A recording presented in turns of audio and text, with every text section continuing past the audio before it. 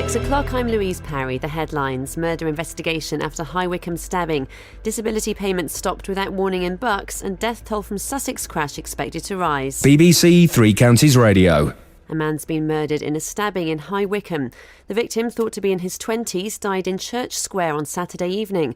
Thames Valley Police have arrested a woman and man on suspicion of conspiracy to murder. 2 other men from Ealing are under arrest and being questioned. Police say they believe it was a targeted attack and isolated incident. A man in Buckinghamshire says his local council have cut his daughter's disability payments without warning. Colin Davey says the authority has failed to contact them since March about reassessing his daughter Chloe, who's severely disabled. Ben Nye has more. Buckinghamshire County Council, like all local authorities, took over responsibility for people receiving the Independent Living Fund in July. Colin Davies' daughter Chloe cannot walk or talk and uses the money to pay for carers to help her live in her family home. The Buckinghamshire Disability Service say around 80 people are eligible in the county and they have concerns about similar problems. Police in West Sussex say the number of people known to have been killed in Saturday's plane crash could rise when the wreckage of the aircraft is removed from the scene later. The jet crashed onto the A27, which runs alongside Shoreham Airfield, engulfing a number of cars in flames. Tom Bateman reports from Shoreham. Specialist investigators remain at the crash site, which police have described as absolutely devastated. Debris is spread over 400 yards of the A27 and into the adjoining airfield. A number of bodies have been removed, and today recovery teams are expected to use a crane to lift the wreckage of the aircraft. It will be a hazardous task. Fuel remains on board, and crews are unsure of the status of the plane's ejector seat. Police say it is quite possible more bodies could be discovered today. A company that runs shopping centres is being accused of deception for giving support to its own development in Milton Keynes. General managers of Into stores posed as members of the public then provided letters of support for the Midsummer Place shopping centre application. The Work and Pensions Secretary, Iain Duncan-Smith, is to outline changes he thinks should be made to sickness benefits. In a speech this morning, he'll say people who can't take up full-time jobs for health reasons should be given more support so they can work part-time. It's reported One Direction will break up in March. The Sun says the band, who've been together for 5 years, will focus on solo projects. It claims they intend to reform in the future. In sport, Watford drew again in the Premier League yesterday. The Hornets were held to a 0-0 draw against Southampton at Vicarage Road. And in Formula 1, Hertfordshire's Lewis Hamilton beat Mercedes teammate Nico Rosberg to win the Belgian Grand Prix and extend his championship lead to 28 points. The weather for Beds, Herts and Bucks: cloud building this morning with spells of rain throughout the day, some of those heavy and thundery, feeling a lot cooler than it has been with a high of 17 Celsius, that's 63 Fahrenheit. And you can get the latest news and sport online at bbc.co.uk/3 counties. Has Oxley got the sack at last? I think he must be having a long weekend. Oh, he's off. OK, not a problem at all. Fine. Thank you very much indeed. This is Iain Lee. Okay. On BBC Three Counties Radio. Booyah! So, people have said, Iain, what did you do in the 2 weeks off? I've been working on something very, very hard. No! Oh, no! By the way, Kelly, we could hear you shouting with excitement that... oh, it was you? Yeah. That One Direction were splitting Split up. Yeah, Mate, I think it's the best for everyone. No, it's not. Genuinely... There are, and we all laugh about this, but there are young people that will be devastated. It is the end of their world. But among the young people are not One Direction. They've had enough. Fair enough. Okay. They should go off and have whatever hairdos they want. Can I show you? By the way, Kelly, great to have you back. Thanks, Blair. Can I show you what I've been working on over the last 2 weeks?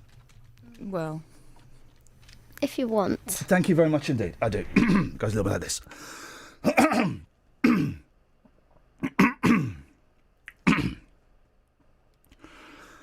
A little bit nervous, guys. oh, just get on with it. Okay. There we go. I'm your only friend, I'm not your only friend, but I'm a little glowing friend. But really I'm not actually your friend, but I am. Blue canary in the outlet by the light switch, who watches over you? Make a little birdhouse in your soul, not to put too fine a point on it. Say I'm the only bee in your bonnet. Make a little birdhouse in your soul. I have a secret to tell from my electrical well. It's a simple message and I'm leaving out the whistles and bells, so the room must listen to me, filibuster vigilantly. My name is Blue Canary, one note spelled L-I-T-E. My story's infinite, like the Longines Symphony, it doesn't rest. Blue Canary in the outlet by the light switch, who watches over you. Make a little birdhouse in your soul, not to put too fine a point on it. Say I'm the only bee in your bonnet. Make a little birdhouse in your soul. Yeah, yeah, yeah. Take it down now, one time. Feeling dirty? Yeah.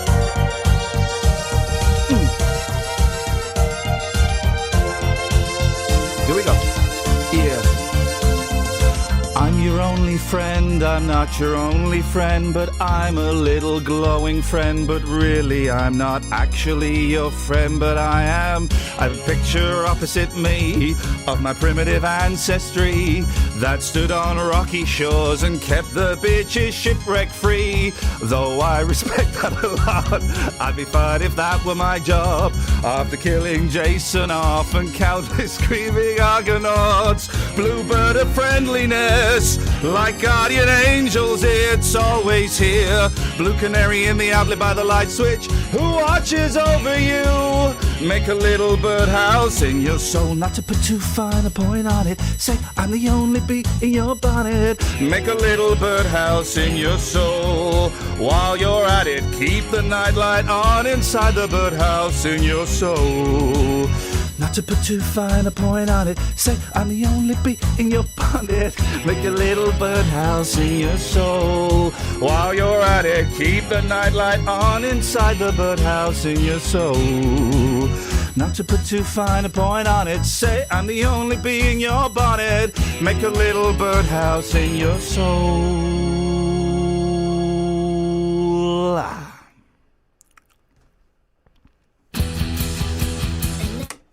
Guys? You've done something different with your hair. It's longer than I remembered. What's interesting about that? And that was a brave thing for me to do.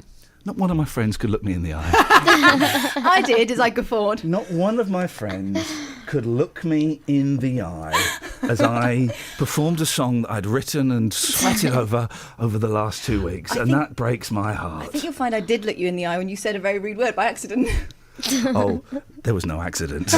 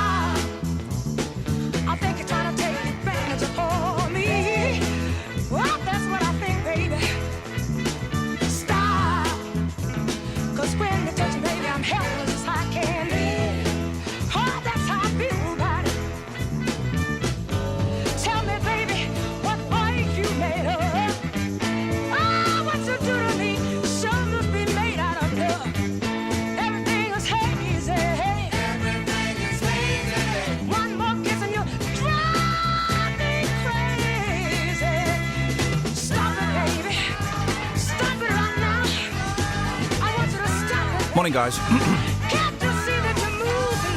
03459 455 555. Now, a Buckinghamshire dad is criticising the decision to cut his disabled daughter's benefits without warning. Chloe Davey needs 24-hour care, which used to be paid for with cash from the Independent Living Fund, the ILF. However, Colin Davey says there have been problems since Bucks County Council took over responsibility for it last month. Catherine's got the details. The ILF, it's not the band, it's something slightly more important. What is it, Catherine? Well, as the name suggests, it allows you to live independently, so you manage your own money. It was created by the government to help the most disabled people in the country have a little bit more say in their lives. The idea originally was to bypass local councils and give the money directly to the people affected to spend it on things like carers or personal assistants, making them kind of the boss of their own care. However, the government announced in 2014 that they'd close the Independent Living Fund and pass responsibility for the people using the money onto local authorities. Now, campaigners feared this might mean a reduction or even a complete cut to some disabled people's funding and therefore hamper their chances of living independently, something they really craved. In the 3 counties, around 300 people were receiving these benefits up to the closure at the end of June last year. 80 of those live in Buckinghamshire. So why has Chloe had her money cut? Well, her father, Colin, thinks it's tied up with Bucks County Council taking over responsibility for the ILF last month. He says they received a letter in March to arrange a reassessment with Chloe in preparation for the changes, but they heard nothing after that. Now, the money was used by Chloe to allow her to live at home with her family, paid for a carer, which Colin and his wife are now funding themselves while they wait for the money to be reinstated. Now, he says they're fortunate to be in a position to cover that money, but there are other families that might not be so fortunate, which is why they're speaking out. Now, interestingly, this isn't the only other example of problems with ILF funding in Buckinghamshire. We'll speak a bit later to Andrew Clark from the Buckinghamshire Disability Service, who says they've had other people approach them for help after their funding was also cut, without warning, after the takeover from Buckinghamshire County Council. Bucks County Council. I'm having to deal with Bucks County Council about funding, and boy, did those guys like to drag their feet. What have Bucks County Council said? Not a lot. Tell me about it. They say they can't go into the details of this case, but they provided a statement. Hey! Which is mostly taken State this! Which is mostly taken up with saying they can't say anything.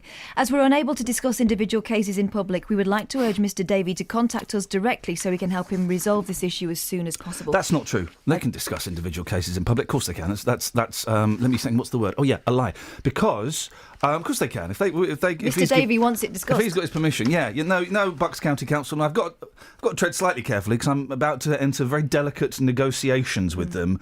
But pull your finger out your backsides and sort this out. Do you know what I mean, though? Seriously. It's a nightmare. Anyway, there's enough of that. Got that off my chest. So, I felt sorry for a fat kid. Right. I felt really sorry for this fat kid. We went on holiday. I tend to feel sorry for fat kids. Well, we went on holiday, right? Because I was a shy kid and I didn't know how to make friends and influence people. Uh-huh. You say that as though that's carried over into adult life. Mm-hmm. And we went and stayed with family, and then we went to a nice little resort in Catalonia for 3 days. Very posh. I went to Zante. Well, we went to Zante. It's called Zakynthos. I know. We went there. Hey! Whoa! Forget the fat kid! I'm a survivor. I'm a survivor. I'm a survivor. Of what? I'm a survivor. Oh, that. Of an earthquake. I was in an earthquake. And on the Andy Richter scale, it was a 4.4. A 4.4. These scores are coming in, and from Zakynthos and Kefalonia, it's a 4.4. Do you remember when we had an earthquake here? Still talking about me? Because I do. I remember waking up and thinking it was a poltergeist. And I'm a really reasonable person. This is what I want to talk to Sorry, you about. my skirt's all up. This is what I want to talk to you about. Firstly, put your skirt down. Don't need to see that. Get it trimmed. No one needs to see. Get it trimmed. Wow. Secondly, Welcome back, mate. Secondly, I'm talking about me. Again. And you've turned it around to you. Mm-hmm. British earthquakes don't count for diddly. Okay. They don't count for squattage. They don't count for Squattington, Wattington. Can I just remind you, you live in Britain? Can you be a bit proud of our earthquakes? Our earthquakes are rubbish. This was a 4.4. It was 3 o'clock in the morning, and it looks like it's going to be another sleepless night. Not because my husband is talking in his sleep about his other lover, because there's a flipping earthquake going on. A 4.4 on the Andy Richter scale. Are you sure it's an earthquake and not a particularly strong window rattler? Well, I did have the two boys sleeping in the room with me at the time, so it could have been. No, it was an... right, hang on a second. Let's just take a straw poll of the people working here, completely at random. You, madam. Yes. Ever been in an earthquake? No. I have. Have you? What was the Richter scale on? It was on... Do you know what the Richter scale is? Yes. The Andy Richter scale, Andy Richter said it was 4.4. Wow, person, and he madam, knows his stuff. You, sir, I'm looking away from you now, madam. You, sir. Yep. Ever been in an earthquake? No. Kiss it, I have. Oh. I have. Well, no, but your earthquake was Bobbins. It was an earthquake. Mine was a... Right, here, OK. My sister's been in a better one than you. She had to go and shelter. Oh, your sister's full of it. She's living in San Francisco. She didn't know how to work Nando's when we went. No, it's because we're posh. I took you and your sister and a member of our armed forces to Nandos. Not one of you numpties.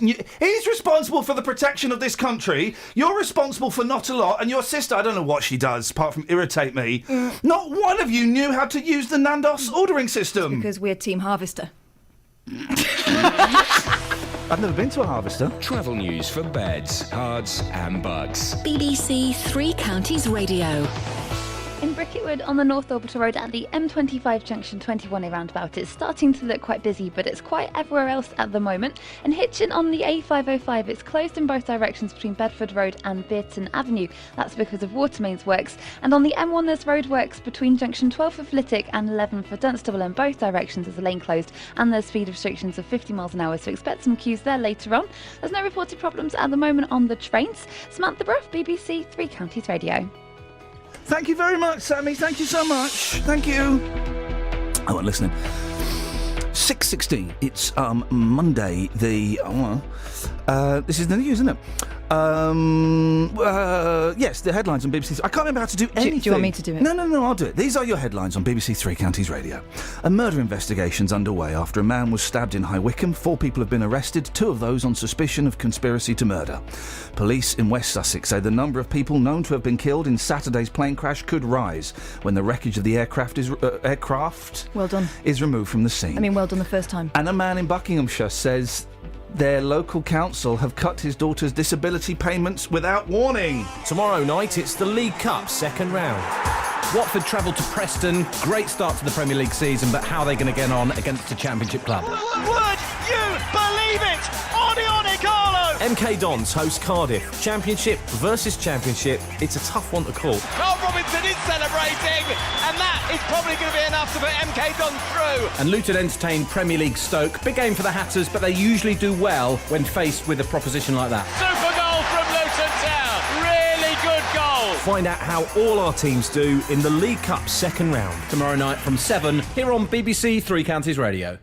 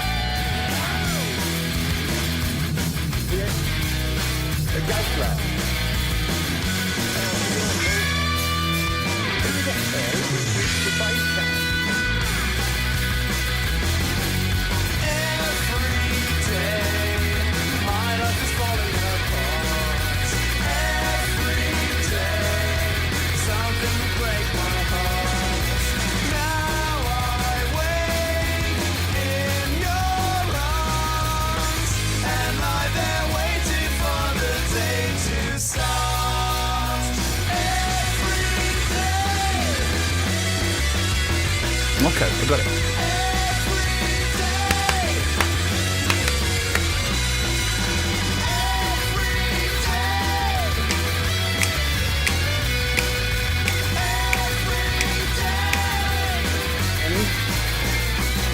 Right, I know what we're doing with him.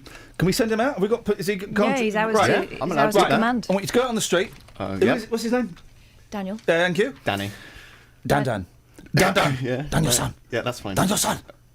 Mr. Miyagi! Stop. Dan, your son! Wax on. Wax off. It took me ages to work out who was saying wax. Now, Daniel-san, I want you to go to the street. 2 questions, really simple. Yep. I don't even need details, just one off the back of the other. First question to people is, ever been in an earthquake? And when they say, not you, then when they say no, say that I have. And then second question to the same person, ever felt sorry for a fat kid? Cool. Thank you very much indeed. You see, it's as simple as that. Tell me about this rotund chap. I'll do it later. Busy. I'm doing a radio show. You shouldn't even be in here. Right. No, I'm pointing to my mind. Sorry, that's just. You what stay there, but happens. you've really got to stop blowing off like that.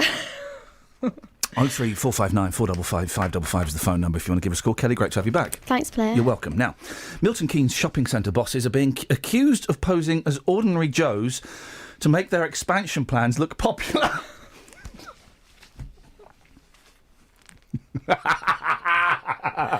I rewrote that. That's pretty much what they. Here's the thing. You know those adverts when it's excited people coming out of the cinema after seeing a crap film? Yeah. Excuse my language. A bad Shoddy film. A shoddy film. Those people either work for the film or they work for the advertising company that's making the advert. They're not real. They're not. What does it say? Ordinary Joes. Phrase is average Joes. They're not ordinary Joes. Or average Josephines. No. They're part of the thing. So you come out seeing The Special Joes. Paranormal They're a great band. Yeah. Got their second album on vinyl. You come out seeing Paranormal Activity 4, and let's be honest, the first one was rubbish. These are the guys that go, "Oh, it was so great! I was absolutely terrified, but I loved it. I'm never going to sleep again." Those guys, those are Actors. Those are paid, not actors. They're not members of the Equity, but they are paid up card-carrying members of the Equity. Although they are Equity. Why aren't they always the same people if they're just from the advertising company? Because they've got loads of people that work there and all get different haircuts every day. Yeah. Anyway, the same thing is kind of happening here. Into is the company which owns the newest part of the Centre MK, which used to be called Midsummer Place. The memories. Turns out the managers of their sister sites across the country have been sending favourable comments into town planners. Oh, that is out of order. Well, it's not against the rules, though. It isn't. And let's be honest, I've posted good comments about my podcast from several different accounts. I would never do that. Critics of plans for new shops, restaurants and a boutique cinema are accusing Into of doubtful ethical business standards. Theo Chalmers is the chair of Urban Eden. Morning, Theo. What is Urban Eden? Good morning, Ian. Can you hear me all right? Yes, I can, with my ears. Good, excellent. Yes, Urban Eden is a lobby group which campaigns for the preservation of the principles of the original master plan for Milton Keynes, which was and is the most successful of the new towns, and has been enormously successful, copied all over the world, China, South America, Nigeria. Hang on, there's a Nigerian Milton Keynes? Yeah, the capital, Abuja. Abuja's based on Milton Keynes? Yes, is that true? Yes. Absolutely, and we're busy destroying it. They're sending delegations every year to our city to look at it and study it and copy it. These people from all over the world, Blimey. And we're busy destroying it. And of course, this is nothing really to do with Into except that they've got a big shopping centre roof over Midsummer Boulevard, and there is in perpetuity, an 80-year covenant that this should be used for non-polluting transport. And we now have electric buses, and those electric buses should be going down Midsummer Boulevard again, like they used to before. Well, so Theo, what's your beef with Into? Well, two things. One, they've been found out. Them and their PR agency, a company which rhymes with deception, has sneakily pretended to be members of the public. People like Mark Myers, the general manager at Into Lakeside, for instance, yes. And Paul McCarthy, general manager at Into Chapelfield, and Richard Paxton. All right, let's because they're not here to defend themselves. Let's not keep poking at different individual people. Anyway, have all gone online and pretended to be members of the public in Milton Keynes, saying, "Oh, we really love this idea to build." What's wrong with that, though? Really? Well, yeah, I mean, legally, there's nothing wrong with it, but they've been found out. I mean, they didn't But say, what's wrong with it? We work for Into, and we think this is a great shopping Why this is should a great they? idea.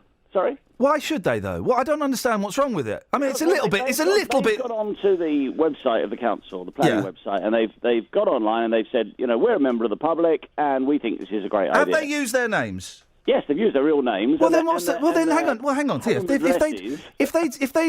they'd gone on and made up names, then that would be a little bit sneakier. But I mean, in the great scheme of things, agency, for instance, I mean, recently the CIPR is the Chartered Institute of Public Relations, which I'm a member, by the way. Oh, congratulations! And the CIPR they rejected me. Sorry? Nothing. Continue. The CIPR president, Sarah Pinch, talking about the recent scandal with the Department of Work and Pensions using fake people to say it was okay, I was censured and had my benefits stopped. She said recently about that, which I think applies perfectly to this. Well, I would say, with the greatest of respect, that benefits is slightly more important than a shopping centre, isn't it? Well, it depends where your priorities lie. Yeah, it depends if your priority is feeding your child or not, I suppose. Well, but in the great scheme of things, though, how many people have done this from Into? 7. Come on, Theo. Yes, but these small numbers all add up, don't they? Well, they add up to 7. they literally add up to 7. And actually, Perceptions PR is only owning up to 2. Two people. They did 2 themselves.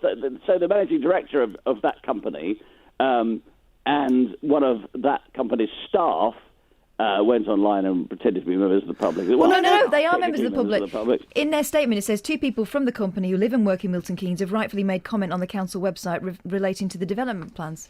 Is this just a little bit of sour grapes there? Because really, it's 7 people. That's not a lot. They've not used fake names. Guess what? I'm a member. Found out, haven't they? They've found out. What though? What's been embarrassment for them? Well, I don't think they are that embarrassed. Really? Well, okay. They might have the chutzpah to pretend that it's everything's But they are okay. They are members of the public. I'm a member of the public. Good for you, Ian. Thanks very much indeed. There we go. That's Theo Chalmers, Chair of Urban Eden. 03459 455 555. I've done it. I've done... hey, listen, I've got a record company. I know, and we've got a record out. I went and posted a good review on Amazon about it. Of course I did. Some companies fill the reviews with themselves. I posted good reviews about the podcast on the... Of course I did. Everyone, if you've got some... I mean, if they'd had lied about their names, then, that would be a little bit sneakier, but... Oh, bum! What? Not all of my songs are showing up where I want them to show up. So there's me being, hey, daddy, cool, super slick. Let me see if I can do it this way. Hang on. We're going to play? Well, nothing now, because we haven't got time now, but I was going to play... The Jammer. I wonder if that version's any good. What the hell? Oh, jeez. Someone's whizzed on my chips. Imagine doing that. Imagine whizzing on someone's chips. That is bang out of order. Such a waste of potato. 03459 455 555. I feel that I have to rebuild the... By the way, Justin, thanks for stepping in for me. 2 weeks, he had to take a break. All right. But I have to rebuild some of the damage that he's inevitably caused.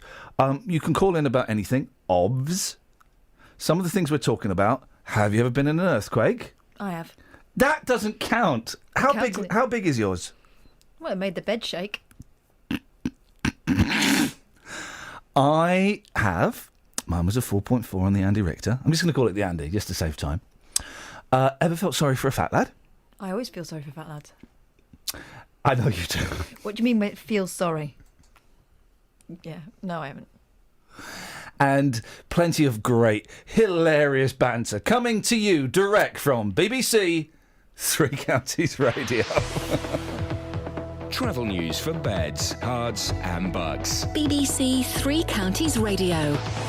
On the M25, it's very busy anti-clockwise at junction 26 Waltham Abbey. That's because there's a lorry tyre in the road from a lorry that's broken down.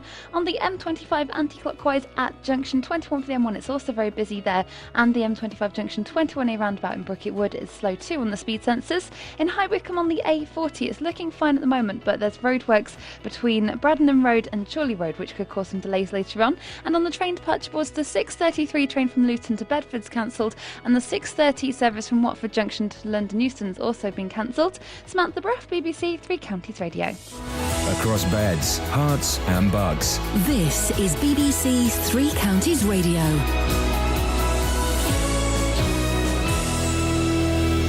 It's 6:30 with the news and sport. I'm Louise Parry.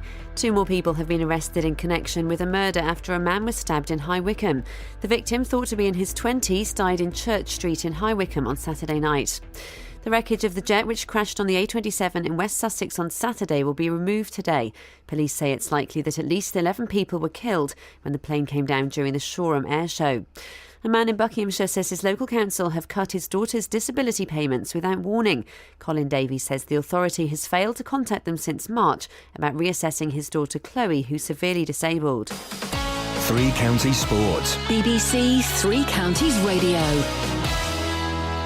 Watford drew again in the Premier League yesterday. The Hornets were held to a 0-0 draw against Southampton at Vicarage Road. Watford midfielder Akechi Anya says the team is working hard. We're working so hard. I mean, if you saw what we did in training, we work on the finishing, we work on defending, we work on when we lose possession, we're working on everything. But it's just one of those things at the moment. I think as soon as we manage to get one goal, you know, these 1 points are going to start turning into 3 points, and we're going to find ourselves in a good position in the league. Usain Bolt says his World Championships 100-metre final victory over Justin Gatlin was the hardest race of his career. The Jamaican lived up to his billing as the saviour of athletics as he won in 9.79 seconds. You guys should know by this that when it comes to a championship, I'm always ready. I told you guys through the season that my coach will figure out a way to get it done, and we worked on a few things and it worked.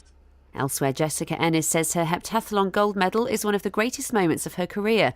The 29-year-old Olympic champion only decided to compete in Beijing within the past month, having just returned to training last autumn after the birth of her son. Lewis Hamilton extended his lead at the top of the Formula One Drivers' Championship to 28 points with a dominant win at the Belgian Grand Prix. The world champion converted pole position into a lead on the first lap and won ahead of teammate Nico Rosberg. And after being named the player of the Ashes series, England batsman Joe Root says their next aim is to regain their position as the #1 Test playing side in the world. England lost the 5th and final Test but take the series 3-2. That's the latest news and sport. There's a full bulletin at 7. This is Iain Lee On BBC Three Counties Radio.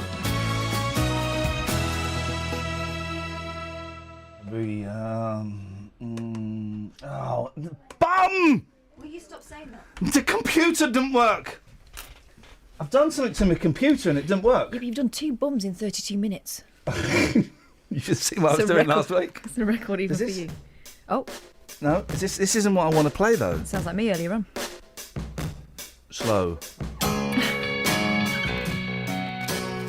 It's just, I want something upbeat.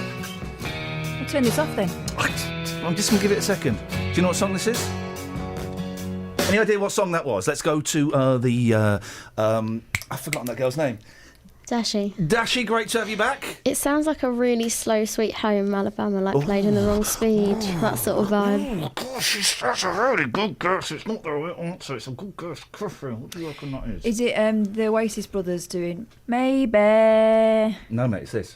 Some people might say my life is Cinderella. Quite happy with what I got. Should we stick with this? See where this goes? You want? Let's have a...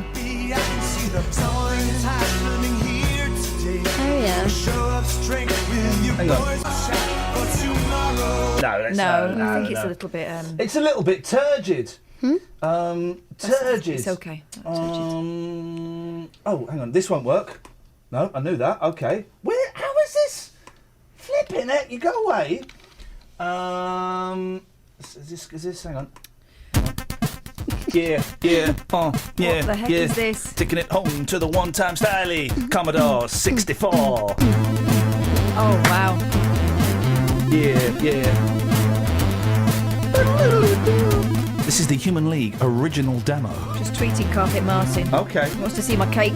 Yay! I'll show you my cake. I've seen your muffins. Working as a waitress. I don't want that either. I just want a really upbeat kind of pop. Actual song. Hang on. Oh, flipping heck! I just want an upbeat song. So glad we made it. What's this? Oh, no. Have you got No. Have you got any box? Oh, always got box. Hang on. Hang on. Oh, and I've got a good song. Oh, a good song. Oh, you'll like this. Finally. You'll hate this, Kelly, by the way. But you'll like this, Kath. You'll probably hate it as well. I don't care what any of you think. I'm an individual. 狙えトップ40それは50-50これはトップ40ソング生かすトップ40それは50-50これはトップ40ソング歌えトップ40ロックトップ40ソング歌はトップ40ロックトップ40パートゥパントップ40それは50-50これはトップ40ソング当たれトップ40それは50-50これはトップ40ソングちょいとトップ40ロックトップ40ソング笑えトップ40ロックTop 40 スパーパッドゥパントップ40それは50-50 Top 40 Top 40 Top 40 Number 1 Hang on. We are Box Oh, they are though. There you go. Hang on, listen to these guys. We are Box Good evening, Cora Good evening, caller. What you got in the papers? All manner of things. Oh. This I thought was quite interesting. Yeah, go on. Just because I know where Justin's gone. Oh, yeah. Oh, where's he gone? Police in Benidorm are cracking down on... On idiots. Get this, you're pretty much right. Okay. Police in Benidorm are cracking down on British mobility scooter drivers who aren't disabled. So far this month, 27 people have been fined up to €90. That's £65 in real money. Tourists are hiring them as they are cheaper than taxis. Oh, yeah. Oh, that's fair play, isn't it? Some are being used in drunken races and others are being overloaded. You get the whole family on those bad boys. Yeah, innit? The council's brought in a new law preventing hire to people under 55 with no physical disability. 55 stone. Gosh, that sucked the atmosphere out, didn't it? About 500 people a day, mostly Brits, hire the scooters like the one Madge used in the ITV series Benidorm. Okay, renting £33 a week. I'd have one of them and all. I would flip and have two of them. I'd have two of them. A British expat said you can see people roar up to a bar and spend the whole night drinking there before roaring off in the early hours. Flippin' heck. Didn't it make you think? Here's something upbeat.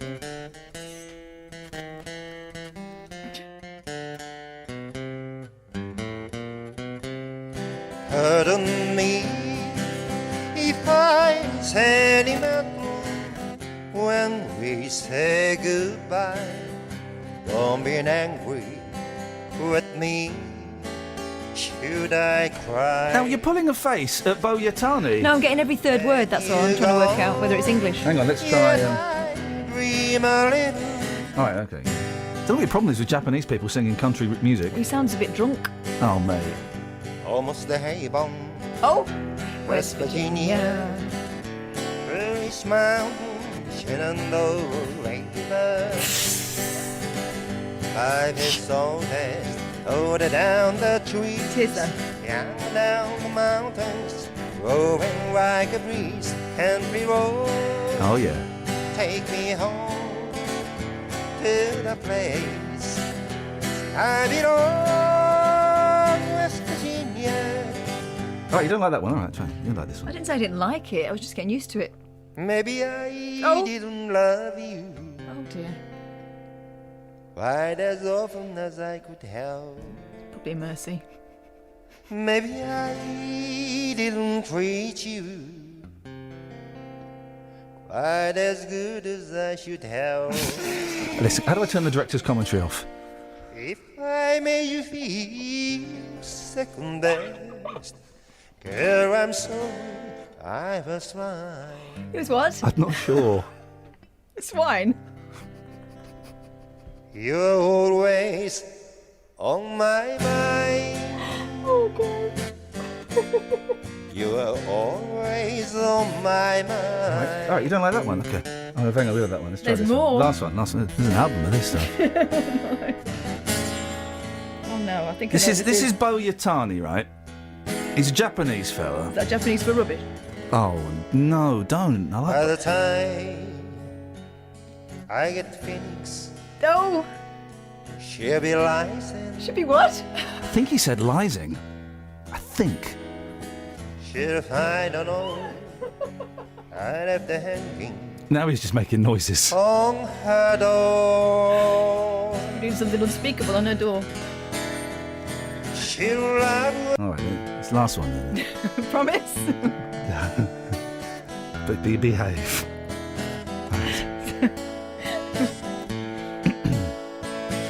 Got a very soft spot for Bo, and I'll tell you why in a second. Oh, no.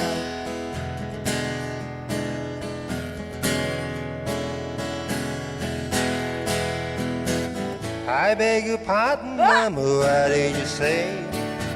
My mind was drifting over Mountain Bay. It's no that time not interested to see. I like him. Is he local? Augusta, Georgia. He's very vocal. Place to be.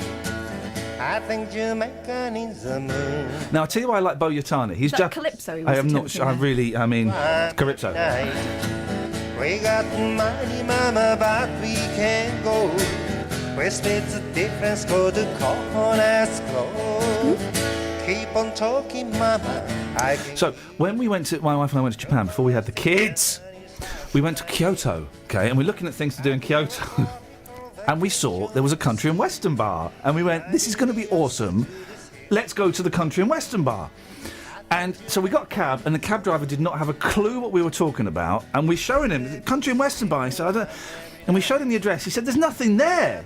And we said, no, there's a country and western bar there. And he drove us to the middle of nowhere. Lo and behold, there was... He's saying American Dream.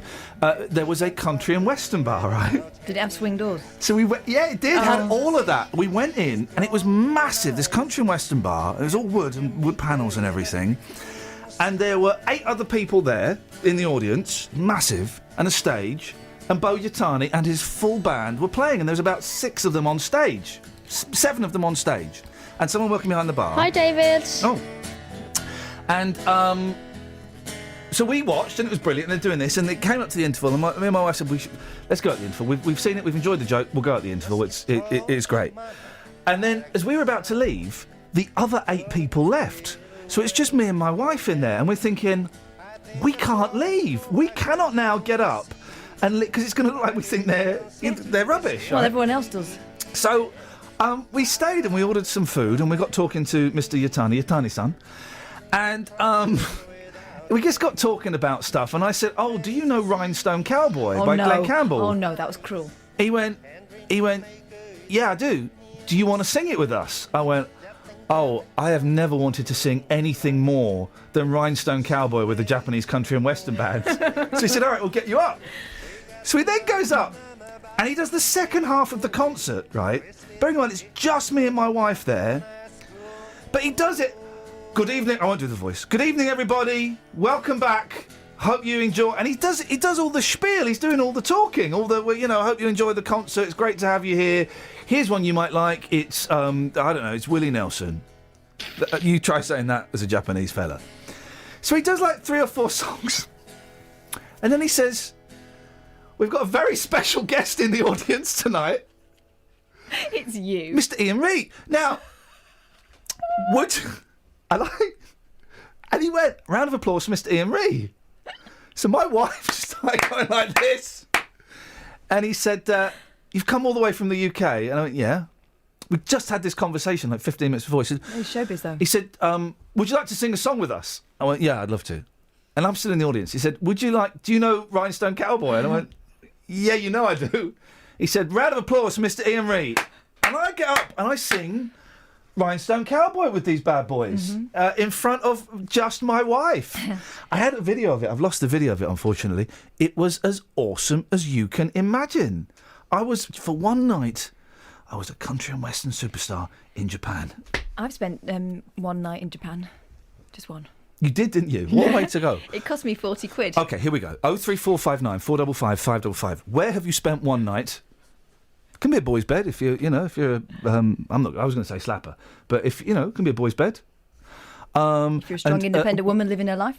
What's the smallest audience you've ever played to? 03459 455 555. Travel news for beds, cards and bugs. BBC Three Counties Radio. In Chichiley on the A509 southbound, there's been an accident between the A422 at Chichiley and the Rennie Lodge roundabout at Newport Pagnell. John called to say that that's closed at the moment while the recovery work goes on, and that could cause some delays. On the M25 anti-clockwise, it's very busy from junction 21 for the M1 to 19 for Watford, and a bit further afield anti-clockwise at junction 26 for Waltham Abbey. There was a lorry broken down and a tyre in the road earlier, but that's now just been moved out of the way, but it's still looking quite slow. On the trains, the 6:59 service from Luton to Bedford is delayed, and the 7:16 train from Bedford to Sevenoaks is cancelled. Samantha Bruff, BBC Three Counties Radio. Thank you, Sammy. 6:46, Monday the 24th of August. I'm Iain Lee. These are your headlines on BBC Three Counties Radio. A murder investigation's underway after a man was stabbed in High Wycombe. Police in West Sussex say the number of people known to have been killed in Saturday's plane crash could rise once the wreckage of the aircraft is removed from the scene later. And a man in Buckinghamshire says his local council have cut his daughter's disability payments without warning. Let's get the weather. Beds, hearts and bucks weather. BBC Three Counties Radio. Hello there. The Met Office have a yellow warning in place until 10 o'clock tonight. That's because we're expecting rain, which will be heavy and thundery in places, and also quite slow moving. So there is the potential we could see some localised flooding with brisk winds as well. Temperatures reaching 17 degrees Celsius, so feeling a lot fresher than the weekend. Tonight, that rain clears, leaving us with a cloudy but dry end to the night with lows of 10 degrees. And tomorrow, sunny spells first thing, but then another band of rain pushes through, so we'll see cloud increasing, followed by some heavy pulses at times, not as heavy as today though, and clearing in the afternoon. Still quite breezy, but a cloudy end to the day with highs of 18 degrees Celsius. More rain on Wednesday with some heavy bursts but sunny spells in between. More rain on Thursday. Friday's looking brighter with sunny spells, but there's the potential for more rain. That's your latest forecast. On BBC One. Max, I need to tell you something. I don't think I can marry you. If you missed last weekend's Casualty, catch up now on BBC. Do you know what? I literally could not care less about Casualty in the slightest. What I could care about, though, are these bad boys.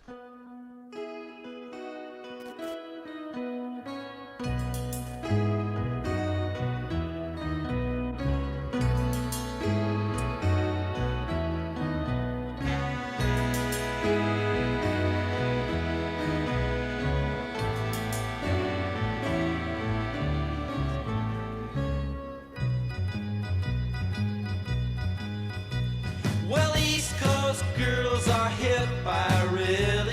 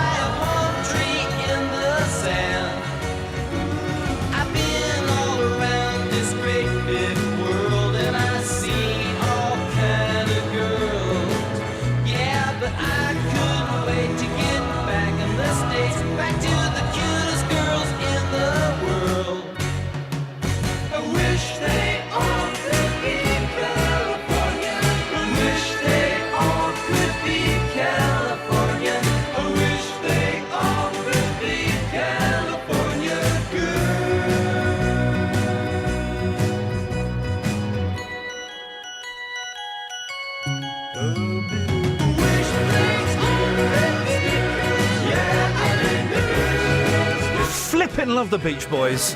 Completely fallen in love with the Beach Boys again. Completely head over heels. You know, like the early days when you're kissing and you're fumbling and you're touching and you just want to rush home and rip each other's clothes off and have it. I want that with the Beach Boys constantly. I just want to have it with the Beach Boys constantly.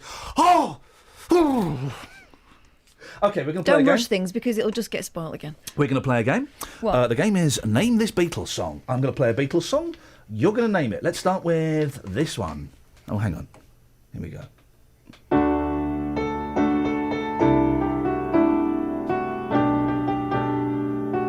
It's an easy one. Don't know it. Kelly Betts, that was an easy one. Yeah, I do know, but I can't think of what it's called. Let's go back to the 03459 455 555. We've jettisoned news for fun and bants. What is this Beatles song? This is a great album, by the way. It's called Beatle Jazz. It's not... Oh, I know. Stop the clock. Stop the clock. Magical Mystery Tour. Well done. 1-0. 1-0. Okay. Let's try. Just found a picture of a bee having a wee. Have you seen this? Oh, yeah. Nice. Oh, remind me to tell you about the... so much has happened in my life. Remind me to tell you about the men ripping me off in my back garden and the wasp girl.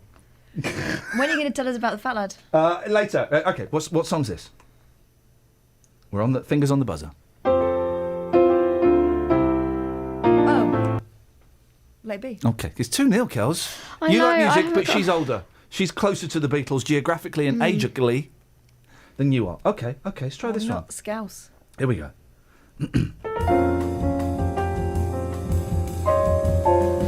Beatle Jazz.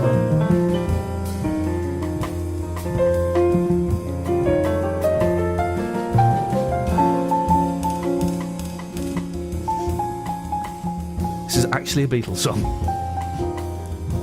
It's one of your favourites, I think, Kelly, if I remember correctly. Oh. Yep. I followed the sun. Oh, it's 3-0. Betsy, what the heck is going on with you? I got 50 smackers on you. That's like I followed the sun if Paul McCartney had fallen to a piano from a great height and rolled about in pain. Okay, here we go. My brain is saying you know this one, but that's all it's given me. Took a while. Here we go. Okay, I'm going to find one. Okay, Kelly, come on, Kelly. Come on, Kelly. Come on, Kelly. Come on.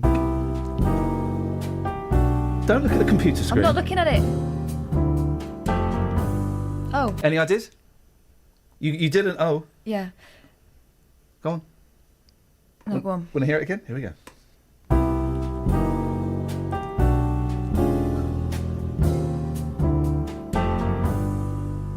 By the way, we're dedicating this to Chrissy, who hates McCartney and is going nuts on Twitter.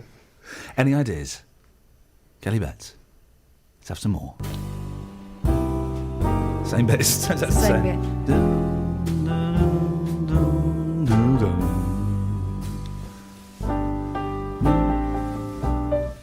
Blackbird. There we go. Come on, Kelly. Aww, I love that one as well. Well, Okay. not that And one. I love this one. Let's see if we can do this. Here we go.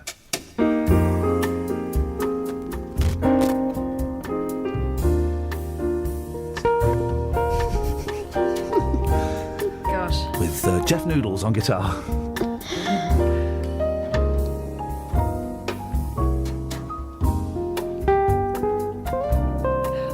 Oh yeah, I Say give it. you all my love. Sorry? And I love her. Yeah. Welcome to the River Suite Hotel. Does anyone want a Campari? Oh, I wanted to ask, what is Campari? Don't know. Are you getting a bottle? It comes. Yeah, but mixed. what? No, I know, but what is Campari? I was thinking this yesterday on the 2 days ago on the plane. What is Campari? What is it? It's not a beer. It's not a rum. It's not a wine. Is it a gin? It's a liqueur. No, it's not a liqueur. Liqueur? What? What is Cinzano? You've just changed That's it. like We're a talking about martini. Campari. Oh, okay. What I meant was, sorry. Cinzano is Martini's mate, isn't it? This is what I was thinking on the plane. Forget Campari. What is Cinzano? Just told you. It's a martini, isn't it? Yeah, it's Martini's best friend. But what's a martini? Okay, try this one. Here we go. Jazz gets psychedelic. Here we go. You don't drink. Why do you care what it is? Yeah, exactly. I do drink and I don't care what it In is. case I want to impress Joan Collins. Here we go. Oh. Beatle Jazz. Psychedelic.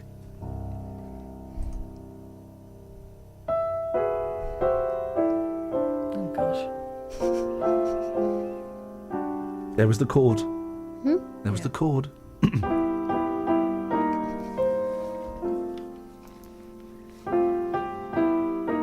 Let me help.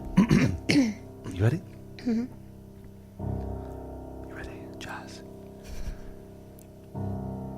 Jazz. Jazz. Nice. Here we go. Turn off your mind, relax and flow downstream. It is not dying. Feels like it. It is not dying.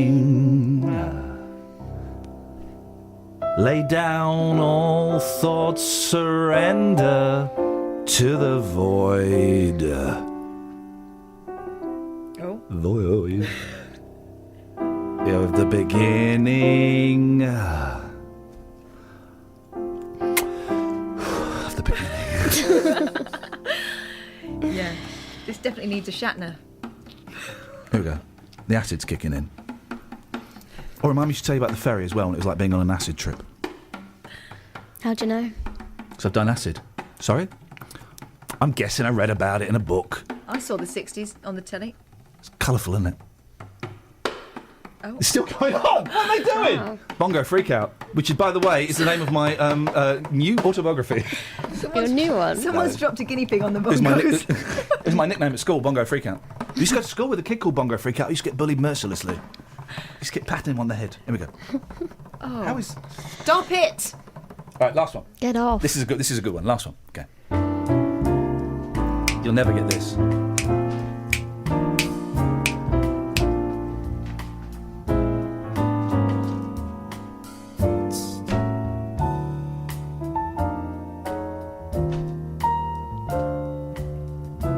Oh, Michelle. There we go! Ladies and gentlemen. I was thinking it couldn't be Michelle. It could be. Cosby. Oh, I can't Careful. say. Steady the horses. His name has been mentioned in vain, ladies and gentlemen, Mr. Bill Cosby. Where are we on Cosby now? Has anything happened in the last 2 weeks? Still looking... He's still looking shady. I didn't mean it like that. I just meant, let's move on. Catherine. Yeah. You got 30 seconds. How are you going to fill it? There's a picture on page 15 No. of the... 15 of the son of a bee having a wee. Remind Iain to tell us about actually Wasp see it? Girl. I know about Wasp Girl, so I don't care if you forget. No, remind me. I've got to tell you about being on a ferry trip that was actually like being on LSD, being ripped off in my own. Here we go, guys. These are the phone-ins. We need the board. Ever been on a ferry trip that was like being on LSD? Ever been ripped? Okay, travel sickness. Let's just call it that. 03459 455 555. Yeah. Ever been ripped off in your own garden, car, or house? Let's just say premises. 03459 455 555. And your stories about Wasp Girls. Travel news for beds, cards, and bugs. BBC Three Counties Radio. In Chidgley, the A509 is closed southbound between the A422 at Chidgley and the Rennie Lodge roundabout at Newport Pagnell. It's causing delays. It's very slow in the surrounding area. In Bricketwood on the M25 junction 21A roundabout, it's very slow on the North Orbital Road, and also anti-clockwise on the M25 between junction 21 for the M1 and 19 for Watford. It's looking busy now. On the M1, there's roadworks in both directions between junction 12 for Flitwick and 11 for Dunstable, which could cause delays because there's a lane closed in both directions. And on the train departure boards, the 7:16 service from Bedford to Sevenoaks is cancelled. Samantha Bruff, BBC Three Counties Radio. Thank you, Sammy. I don't get this text. Iain, are you joking? Casualty is legendary. What? Legendary for being absolute guff. Local and vocal across beds, hearts and bucks. This is BBC Three Counties Radio.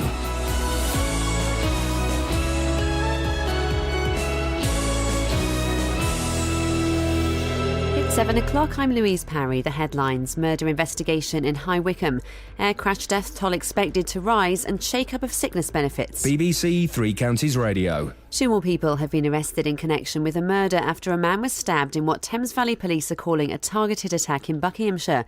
The victim, thought to be in his 20s, died in Church Street in High Wycombe on Saturday night. A 36-year-old woman and a 30-year-old man, both from Beaconsfield, have been arrested on suspicion of conspiracy to murder. Detectives are already questioning two men over the stabbing. They're both aged 37 and from Ealing. A man in Buckinghamshire says his local council have cut his daughter's disability payments without warning. Colin Davey says the authority has failed to contact them since March about reassessing his daughter Chloe, who's severely disabled. Ben Nye has the details. Buckinghamshire County Council, like all local authorities, took over responsibility for people receiving the Independent Living Fund in July. Colin Davies' daughter Chloe cannot walk or talk and uses the money to pay for carers to help her live in her family home. The Buckinghamshire Disability Service say around 80 people are eligible in the county and they have concerns about similar problems. The Civil Aviation Authority says it's reviewing the safety regulations governing air shows following Saturday's crash in West Sussex. At least 11 people are thought to have died in Shoreham, and police have said more victims could be found later today. Islamic State has blown up an ancient Greco-Roman temple in the Syrian city of Palmyra. The blast also damaged some Roman columns in the city, which is a UNESCO World Heritage Site. Shopping centre bosses as far away as Manchester are being accused of behaving unethically for supporting their own development in Milton Keynes. General managers of Into stores around the country provided letters of support for their own application in the Midsummer Place shopping centre. Tony Fisher has more. Some people in the town have told us this amounts to a deception and accuse Into of doubtful ethical business standards. The multi-million-pound investment will remodel parts of the existing shopping centre, including restaurants, shops and a luxury boutique cinema. Into says it's only natural that those closely involved in the development would want to officially voice support for a project they're involved in. Plans to reform sickness benefit are expected to be set out by the Work and Pensions Secretary this morning. In a speech, Iain Duncan-Smith will say that relentless efforts must be made to get people off welfare and into work. He'll call for employers to do more to support their staff when they fall ill and for greater help for people with mental illness. Fans of the boy band One Direction have reacted with dismay to reports that the group members are to go their separate ways in March. They're said to be preparing to take a year's break, although there's been no official confirmation. In sport, Watford are still yet to win in the Premier League after their third draw in the top flight. Yesterday saw a goalless draw against Southampton at Vicarage Road.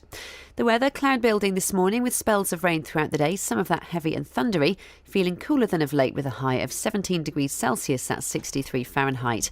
And you can get all the latest news and sport online at bbc.co.uk/3counties. What? What? I'll have none of it, sir. Morning!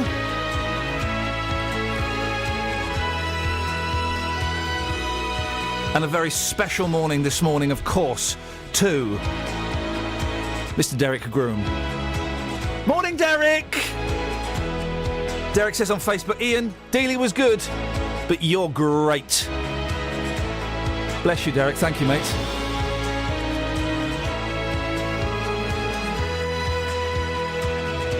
So, the way the show works is I sit here and talk nonsense. You can call in if you want and interrupt, or not.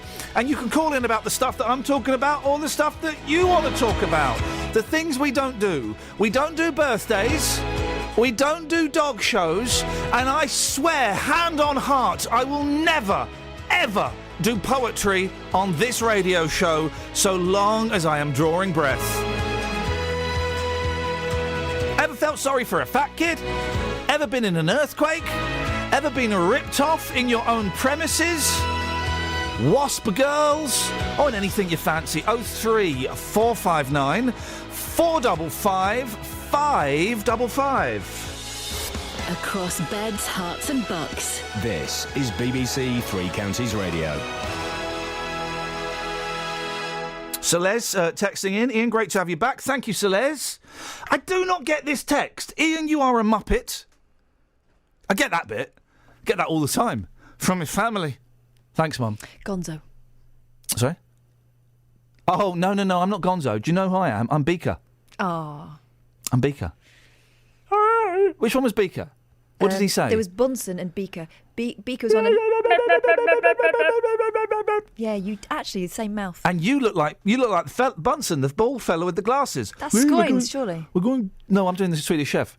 Well, we're going to do an experiment. No, that's the Swedish Chef. Anyway, it don't matter. I much more the Count. One crazy bet. You're close with the Count. 03459, put that back. 03459 455 555. Anyway, so Iain, you are a Muppet. Casualty is legendary. Now, when Casualty first started, I quite liked it because I thought I liked Charlie's. He was so rumpled. He was so rumpled, and I liked him in The Long Good Friday, and he just authority. He wouldn't have it. He'd stand up for the rights of workers, and the boss would tell him what to do, and he'd be like, "Oh no, I'm not having that. I'm not having that." Turns out he's like that in real life, miserable. But now it looks like it's filmed on VHS. But don't you play the Casualty game? Used to, of course. Work out what the who's gonna be disease is going to be. Or... Oh look, there's Casualty is like Quantum Leap. I don't need a ladder. I'm just going to use this chair. It'll be fine. No, but Casualty is like Quantum Leap because in Quantum Leap you're always looking for the big thing. You should be looking for the small, the micro, not the macro. Yeah. And in Casualty it's the same thing. So there will be a kid juggling fire whilst he's racing a bicycle down a mountain way. You think, oh God, he's going to get that stuck up his backside.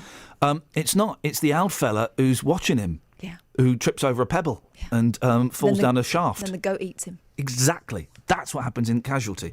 I used to like Claire Goose, who was in Casualty. Yes, excellent. And until I upset Claire Goose. Claire Goose came on a television show that I was presenting with my friend Kate. And she came on, and we thought it would be funny to sing Claire Goose to the tune of Footloose. Oh. She did not think it was funny. A Claire Goose, a Claire Goose. She didn't find that as amusing as we did. Did it bring back terrible memories of school? Probably. And I also used to... who was it who killed herself with vodka? Was it Duffy? Did she? I don't know. Stop watching it before the end of Duffy. OD... 03459 455. It's the fun phone in. Who killed themselves from Casualty with vodka overdose? I don't think it was Duffy, actually. Someone who... It may have been Claire Goose. Claire Goose, kick off your Sunday shoes. Doesn't quite work, does it? No, it works very, very well. It works better than you... 03459 455 555 is the telephone number. Have you seen you've got a text message from Solihull? No. Yeah, you have. Oh, Birmingham, massive big up the WM people, yes? Request here, can we please have some more Tijuana brass, preferably walking the Black Forest? Not a problem at all, I've got it. That's from Iain of Solihull. Hey, it's good, we've got loads of people walking the Black Forest. We'll have that in a bit after this next story. It's but definitely. We've got loads of people, defectors from WM. Welcome. Shh, come and hide under these stairs. I won't tell anybody you're here. Oh, we're also doing Where Have You Slept Once. Oh, yeah. Damon says... This is Posh Damon, I think. Oh, good morning to you, sir. Would you like more buttered scones, sir? Would you like a buttered scone, sir? Are you saying battered? Would you like a battered scone, sir? Would you like more tea, sir? I sound like an American doing an English accent. You do. Good morning, sir. Did you sleep well, sir? Here's the daily newspaper, sir. That's for Damon. Damon says, in his grand way, Iain, I once woke up after a night out on a mini roundabout. No, a roundabout. A roundabout. Let's go and listen to some jazz. Some what? Cheers. Some jazz. Listen to chairs. Are you nuts, mate? No, but listen to chairs. Is he? No, he's saying jazz. Oh. That's what posh people do all the flipping time. 03459 455 555 is the telephone number. Now it's on to slightly more serious things. A Buckinghamshire man is furious with his local council after his daughter's disability payments were cut without warning. Colin Davies' daughter Chloe needs 24-hour care and received the Independent Living Fund to help her live with her family at home. Colin joins me now. There you are, Colin. Morning, Colin. Good morning, Iain. Thanks for joining us. Tell us a little bit about Chloe. How old is she and what help does she need? Well, Chloe is 24. She has a deletion of a number 7 chromosome missing. What does that mean? It means effectively she can't walk, talk, crawl, and needs 24-hour support for all her needs. And you've been getting, because it gets so confusing, the Independent Living Fund and what was the DLA and all of these different things, and I have a little bit of experience with it, but you can help fill in the blanks. How long has she been receiving financial support in the form of the ILF or the DLA? Well, I can't remember, but it's at least 5 years. Yeah. At least 5 years, and the government closed it on the 1st of July. And how important was that money? What did it allow you and Chloe to do? Well, it allowed for carers to come in, respite care, accessing the community, all those things. Now that the budget's been stopped, that's putting extra pressure on my wife and the family to do. And the big issue here, I think, is Bucks County Council are saying one thing, or appear to be saying one thing, and doing something completely different. Mr. Appleyard put out a statement of where they said that they had reassessed all 81 carers, 81 users. Well, in Chloe's case, they haven't. Miss Alison Ballman, the head of service at Bucks County Council, on the 11th of March said that she would be contacting Chloe. We've never heard another word. So there's been no consultation, notification, assessment to change her eligible needs. So they just cut the money, did they? That's right. Completely? Yes. And how did you find out that was happening? Was it you just didn't get a payment into your bank account one day, or did you get a letter, or...? No, there was no payment into the bank account.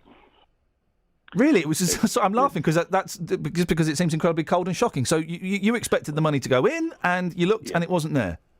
That's right. Gosh. Callous, I would call it. Yeah, I could go along with that. When was the last time you tried to make contact with Bucks County Council? That's a very awkward... Well, no, actually, I wrote to them. I wrote to them last Wednesday and notified them, of what had happened. And I wrote to Alison Ballman again, and, if it had been a mistake, they could have easily turned around and said, oh, sorry, we've made a mistake, and, we'll just reinstate it. But no, what did she do with the letter? She just sent it to her complaints department. So, here you've got the service director at Buckinghamshire County Council doesn't even bother to write to the carers of severely disabled people. I'm just... aghast by it all, really. We have got a statement from Bucks County Council. It basically says we can't talk about it. The line is here: as we are unable to discuss individual cases in public, we would like to urge Mr. Davey to contact us directly so we can help him resolve this issue as soon as possible. Well, Ian, the thing is, I've got the 11th of March letter here where Miss Ballman said we would aim to do this, we would be contacting Chloe between the 1st of April and the 30th of June. I'm not sure why it's up to me to contact Bucks County Council when I've already written to them, and surely they should respond to that letter in a positive fashion. Well, yes, but I'm having to deal with Bucks County Council around a funding issue for care, and I'm having to chase them up. I'm having to make phone calls saying, I've still not received this, I've still not received that. You kind of do have to chase them up, don't you? Well, I do, but I didn't really want to bring this up, but I'm in a sort of a legal battle with my son, and that case has been going on 3.5 years. And don't particularly really want to get into it. I think it's up to Bucks County Council. They have a legal obligation here. Well, yeah, they do. They do. It says here the council's legal duty is to meet an individual's assessed eligible needs. Chloe's assessed eligible needs haven't changed. Therefore, they should not have cut that money. They shouldn't have cut it anyway, and least of all, they should not have cut it without consultation, notification, or an assessment. Well, then you need to, and I know, we've all got stuff in our life that gets in the way of things, but you need to go and give them a kick up the backside then. Well, and I say that with the greatest respect. Honestly, I'm having to phone them constantly about documents that haven't been sent out. I'm going to have to give them a call this week to see if they've got the documents that I've sent back. And it's a pain and it's a nuisance, but... my suggestion would be, Colin, that's what you're going to have to do. And, yeah, it would be nice if they did reply. It looks like they're not going to. Yes. And that's it. And it's just typical. It's just the way things are at the minute. Yeah, it is. And it's sad and it's wrong and it's heartbreaking and it's frustrating and it's annoying and it's all of those things. But unfortunately, I think that's the way it is.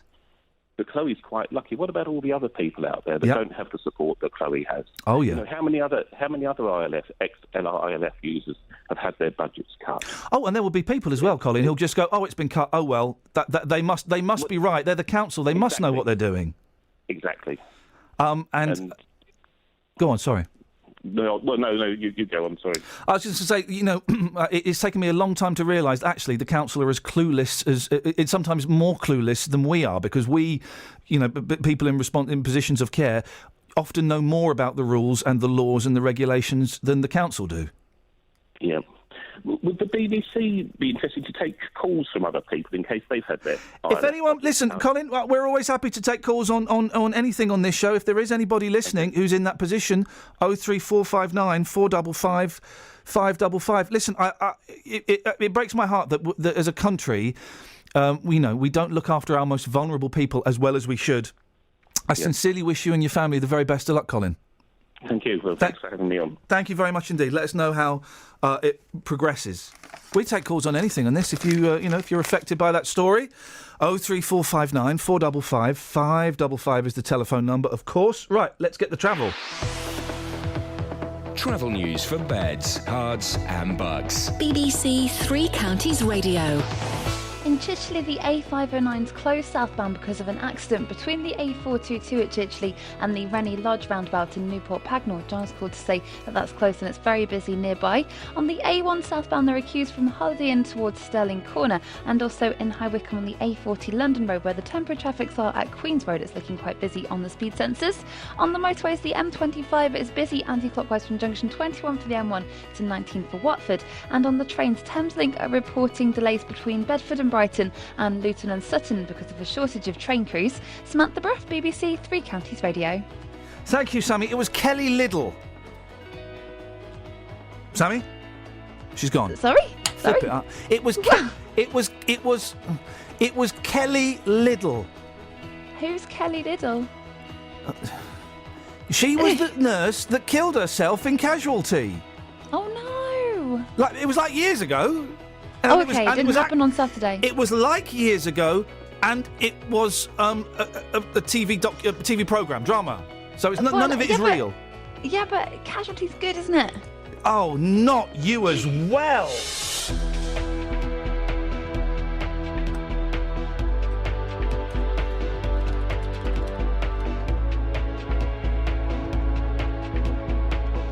And I had a massive crush on her, if I'm honest.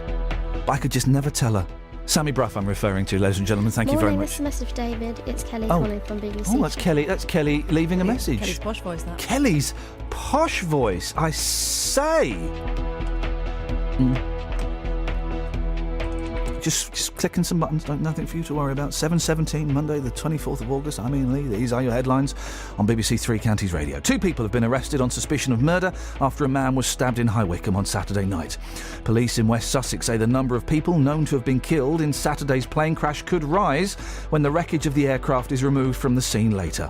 And a Buckinghamshire man whose disabled daughter needs round-the-clock care says his local council have cut her disability payments without warning. Even if you can't get to the match... Already, we're hearing stories of Watford fans saying that they are going to struggle to get here. Or listen to the commentary. Got quick feet, hasn't he? Quick feet and good skill and good vision. You can still keep up to date with your local team with Three Counties Sport. There is the half-time whistle. It's 0-0. Plenty to ponder. Follow us on Twitter to get all the team news. There's 2 changes from the team that won at Barnet on Saturday. Goals as they happen. Trying to make room for the shot. Marriott into the corner of the net.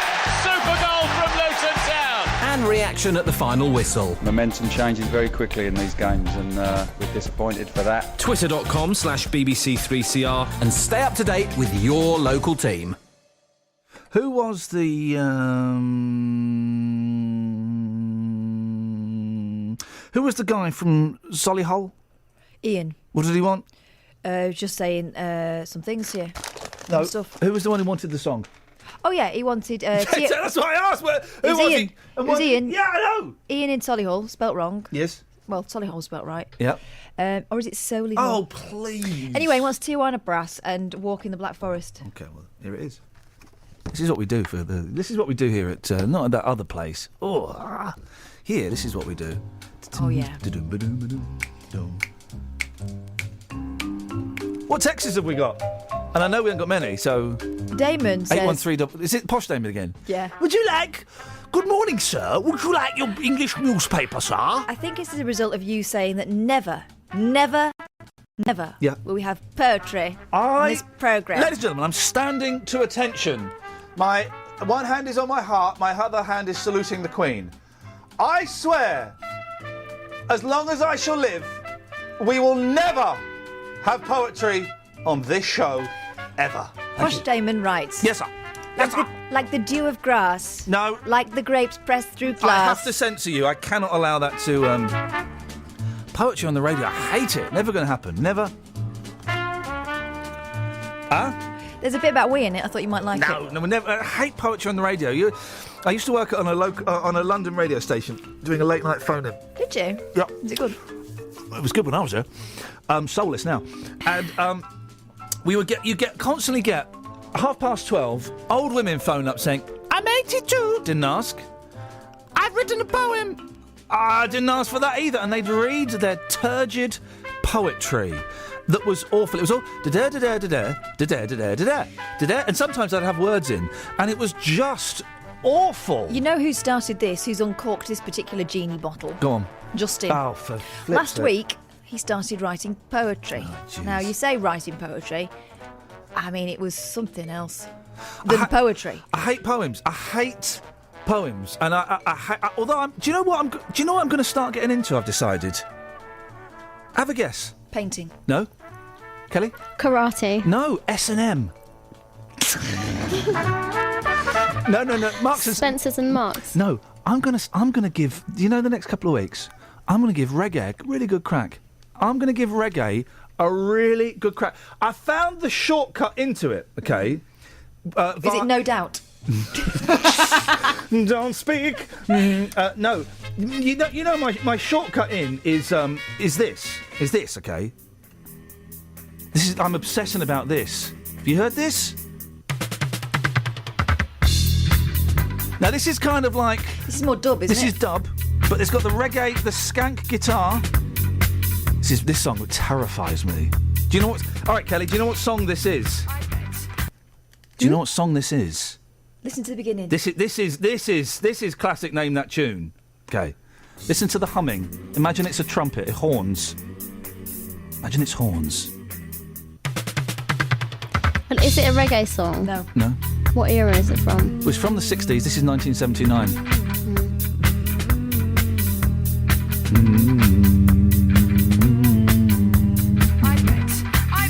I bet. What's she saying? I bet. Oh.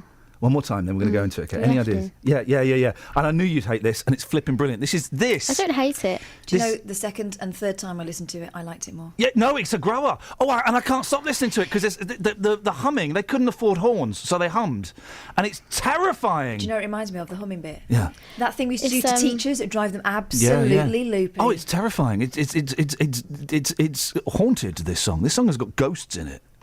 All right, say it again.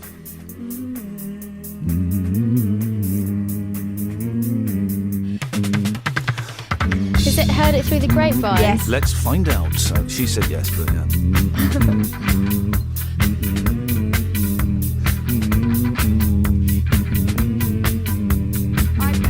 I bet.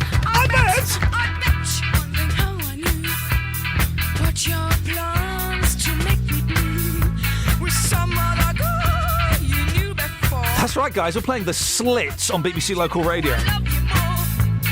Took me by surprise, I must say. And when I followed yesterday, Heard it through the bass line. Yes! We're playing The Slits, ladies and gentlemen. Do you know my favourite bit? Yeah. Took me by surprise. She's good. She's dead now, unfortunately. Her name's Ari Up.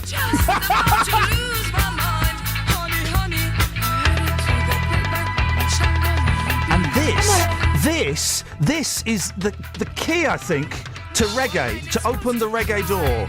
The red, gold and green door. And behind that door, you can just smell the ganja wafting through. This is the key. Do you like Buster Blood Vessel? Oh, for Christ. I mean, you're heading that way. I met him once. He was obnoxious. All right, I'm not saying about him personally. Here we go. I'm guessing we have the next guest isn't there. That's why I'm playing this. No, he's not. Heard it through the bass line.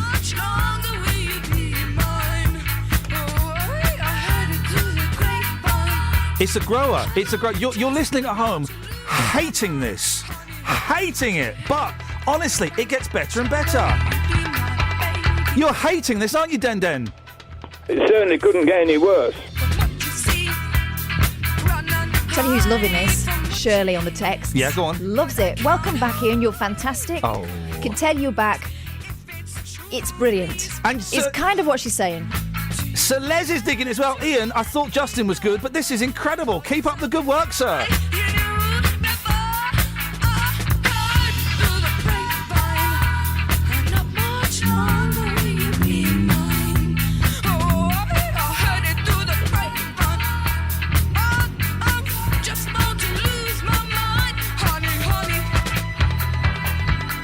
You digging it, Den? I was thinking, have they just let you out, or are they going to take you back in again? He likes it. He likes it.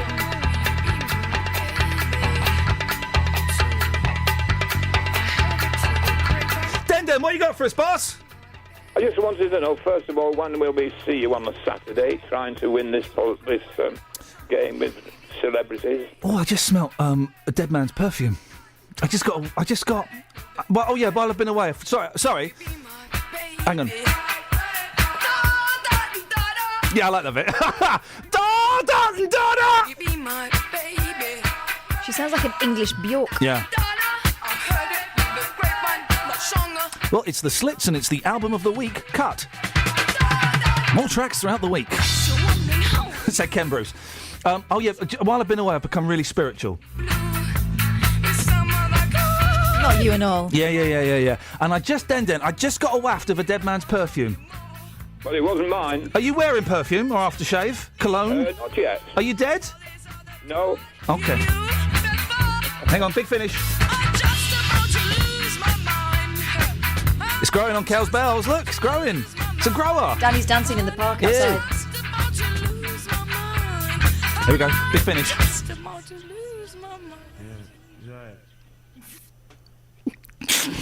Yeah. Den, what the hell do you want? Because Danny's outside, suffering in the cold. Anything could happen to him in that park. It's got history. Who was? The park. The park and pretty boys.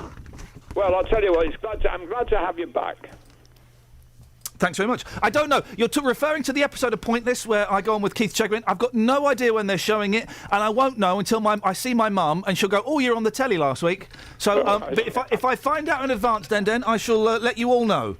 I'm googling Iain Lee You don't Pointless. like poetry. You don't like poetry. No, poetry What sucks. is songs, but poetry set to music? No, they're songs. Yeah, but it's poetry set to music. No, isn't it? they're songs. They're songs, yes, but there's poetry set to music. No. It doesn't have to rhyme. No, they're songs. Yeah, well, that's what you say.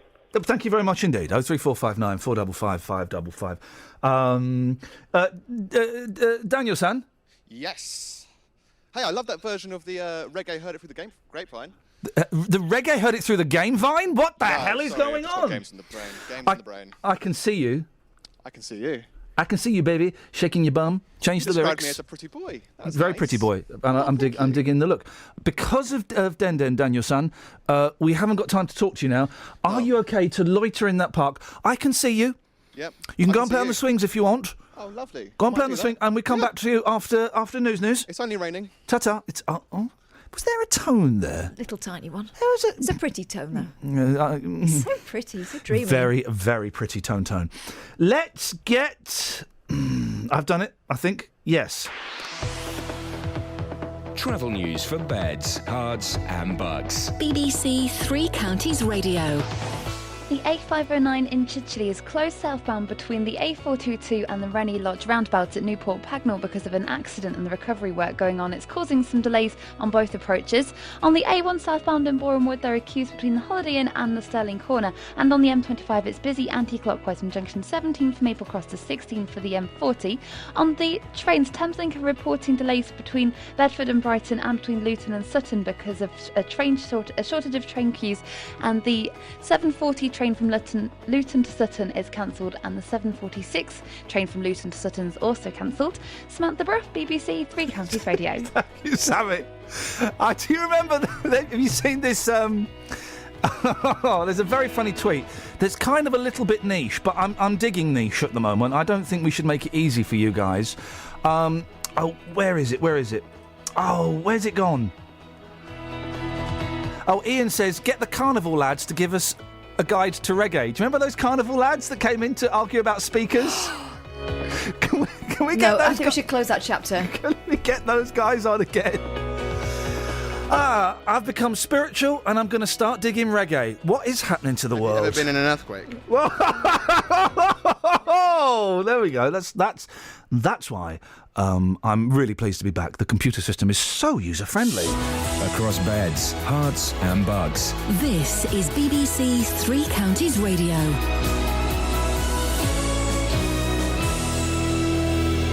It's 7:30 with the news and sport. I'm Louise Parry. It's emerged that the pilot of the plane that crashed in Sussex this weekend is from Hertfordshire. Andy Hill, who's 51 and comes from the village of Sander near Buntingford, is critically ill in hospital after his plane crashed, killing 11 people. 2 more people have been arrested in connection with a murder after a man was stabbed in High Wycombe. The victim, thought to be in his 20s, died in Church Street on Saturday night. A man in Buckinghamshire says his local council have cut his daughter's disability payments without warning.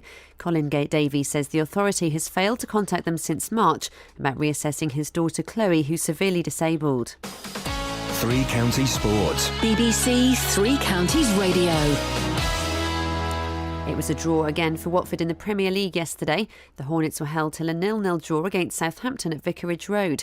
But Watford midfielder Akechi Anya wants to focus on the positives. Well, obviously it was a draw, but you got to think of the 2 clean sheets that we've kept at home now. But today I think the Eagle one and maybe the Caps one, if with a bit more luck on their side, we could have scored. But we'll take the positives out of it and we'll go to Manchester City trying to get some points there now.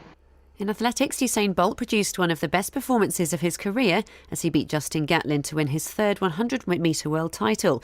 Gatlin, a 2-time doper and the clear favourite, came into the final in Beijing on a 28-race unbeaten run.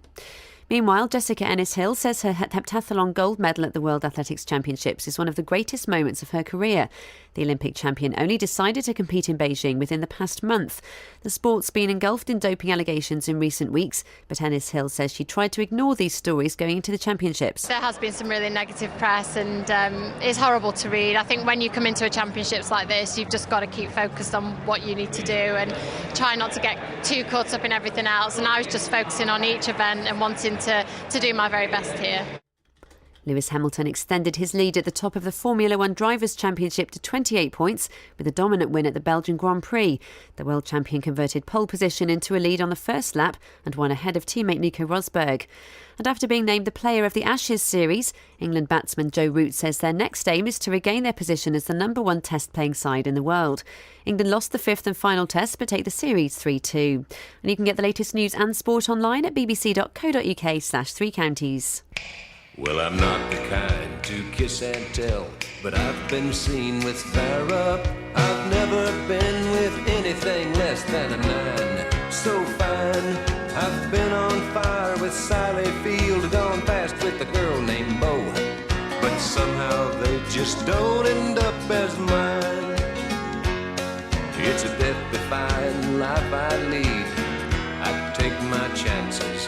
I die for living in the movies and TV.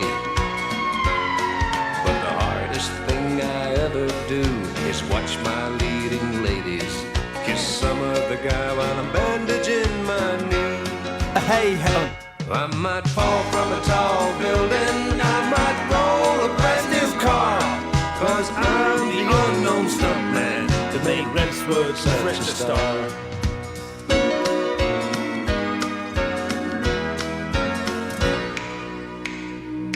I've never spent much time in school, but I taught ladies plenty.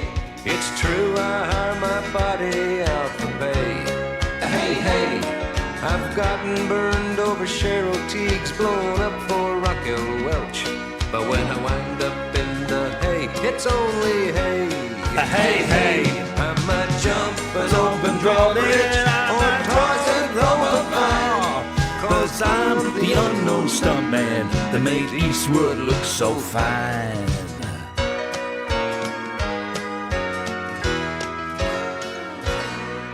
Okay, 03459 455 555. I forgot to say that at 7:30 today, and it's now, we were going to play iPod Roulette. I needed 2 players to play it. Look at my hand! Guys? So we need 2 players for iPod Roulette. Not you two. What's the number? 3 459 455 555. Right, let's do it in the rounds. Okay, so we've got. Okay. Gosh. Here's the telephone number. 3 4 5 9 4 55 55. Oh! Okay, it's fine, don't worry. We'll practice. I can't remember what the number is when I do it slowly. 3 4 3 4 5 9 4 55 55. 5. Yes. You did the number the wrong way round. You did it back bum to still works. Bum to knocker. 03459 455 555 is the phone number. We need 2 players for iPod Roulette. So, but basically, what you need is they didn't want it. We'll have it. It's good. An iPod. You need or any MP3 generic MP3 player or a computer that can play songs at random. You go ahead. What? I mean, people know that. So I hate it when the BBC. Or a compilation CD. No. Yeah. No. There's not enough songs on there. You won't be a contender. At a stretch, you can have like a load of CDs in a row, and you point at random. Be tricky. Doesn't matter. CD changer in your car. No. Don't you need a shuffle facility? I had a posh car once, right? When I had money. What?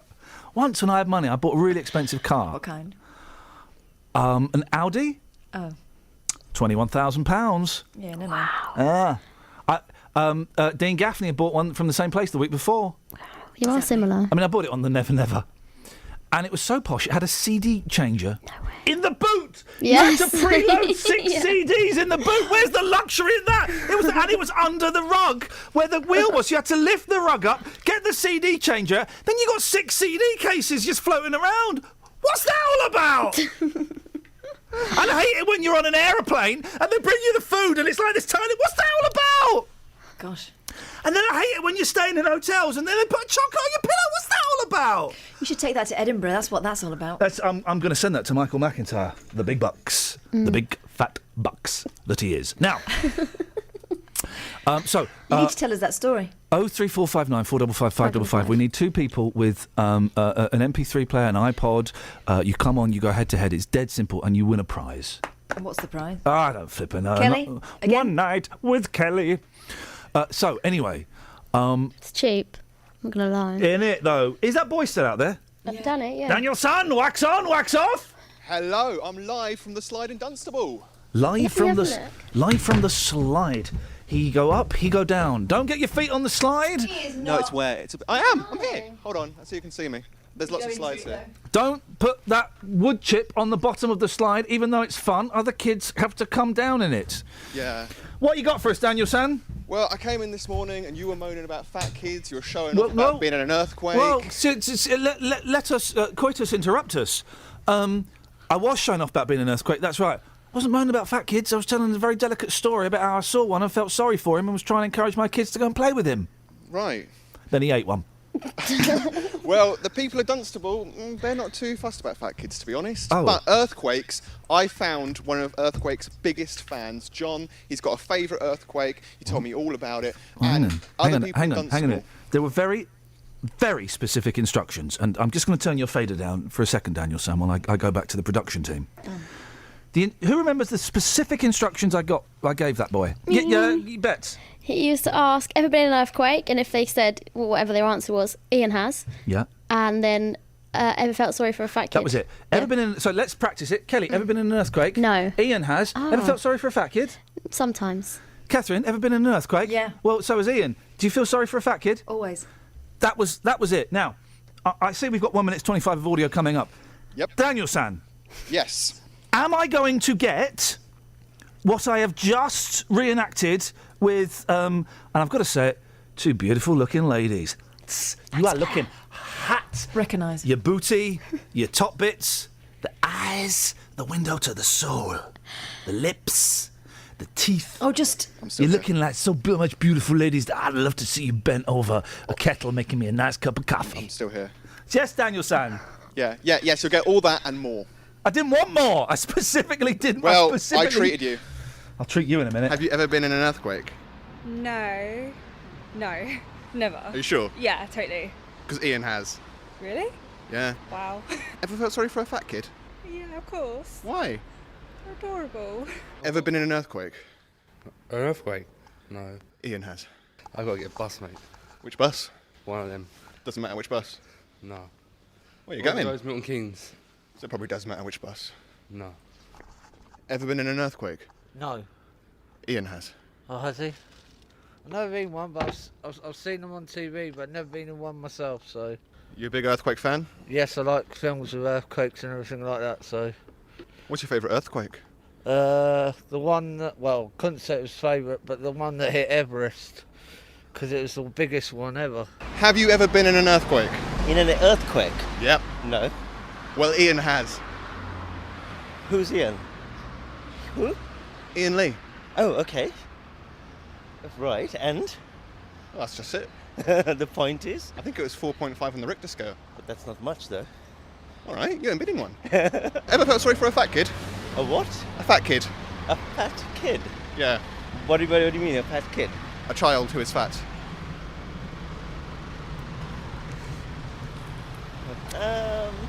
Not really.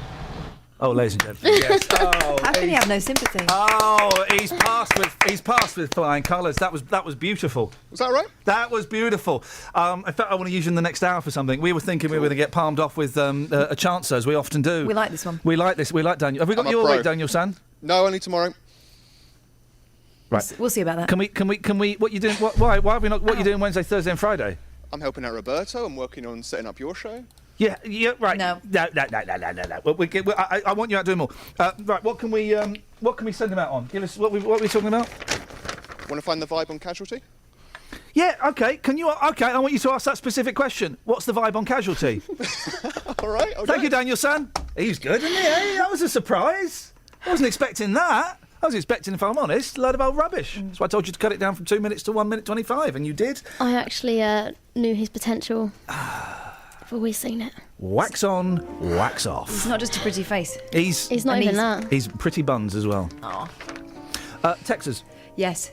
Well, I've got an anonymous text through here whose number ends 06, and they're saying lovely things. They don't miss Dealey, and they think that you're sounding great. Big up yourself, anonymous texter. No need to be anonymous when you're sending out such a great... That's your number. A lot of love there. Fair play to you, says Celeste, and a big kiss. Lee says, love it. From Lee, happy Monday, all at 3CR. That's kind. Well, this is for you, Lee. You're going to like this. You know, I was wondering, you know, if you could keep on, because the force... Who's going to start singing? Michael Jackson, innit? You know, So Michael Jackson, dear. Do you want to put money on that? Is it you? Do you want to put money on it? It's not a cat. No, it's not me. It's not Cat. Do you want to put money? Let's put £10 on it. No. Let's put breakfast on it. You say Michael Jackson. Is it going to be, You know, Macca? I was wondering, you know, if you could keep on, because... What's he talking like this for? The force, it's got a lot of power. Because the mum's in the next room. It makes me feel like...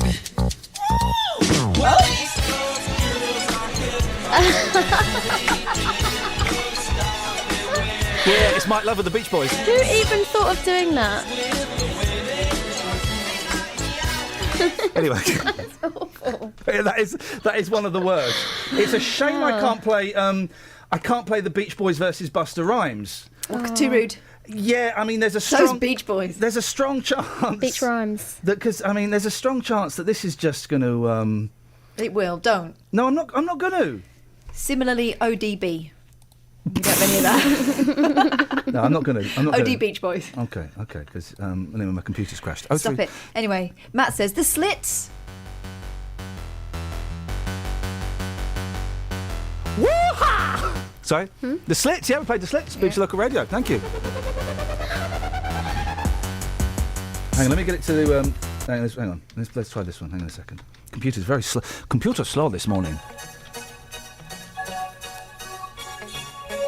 I think we're all right. Is it Sparky's Magic Piano? Oh, Kelly, you missed out on Sparky's Magic Piano, which was the most terrifying records that scared you. 03459 455 555. Records that terrified you. Talking Heads And you may find yourself... Same as it ever was. Oh, it's terrifying. I heard it on the radio in a dark room when I was about 8. Oh, I was so scared. Do you know what scared me? 19. Oh, man. 03459 455 555. Terrifying records. There's no need for this record at all.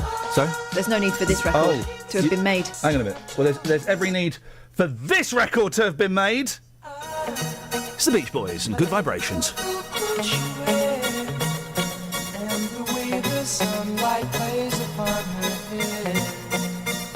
Do you think he knows it's Travel? Forget Travel. It's the Beach Boys, Good Vibrations. I'm so No, it's hot this for the one Beach again. Boys right now. No. It is.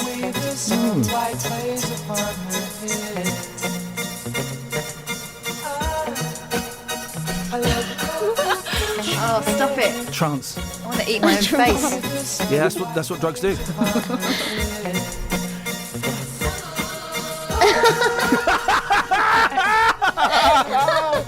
Oh, we're really... Is that Mike haters Love? gonna hate.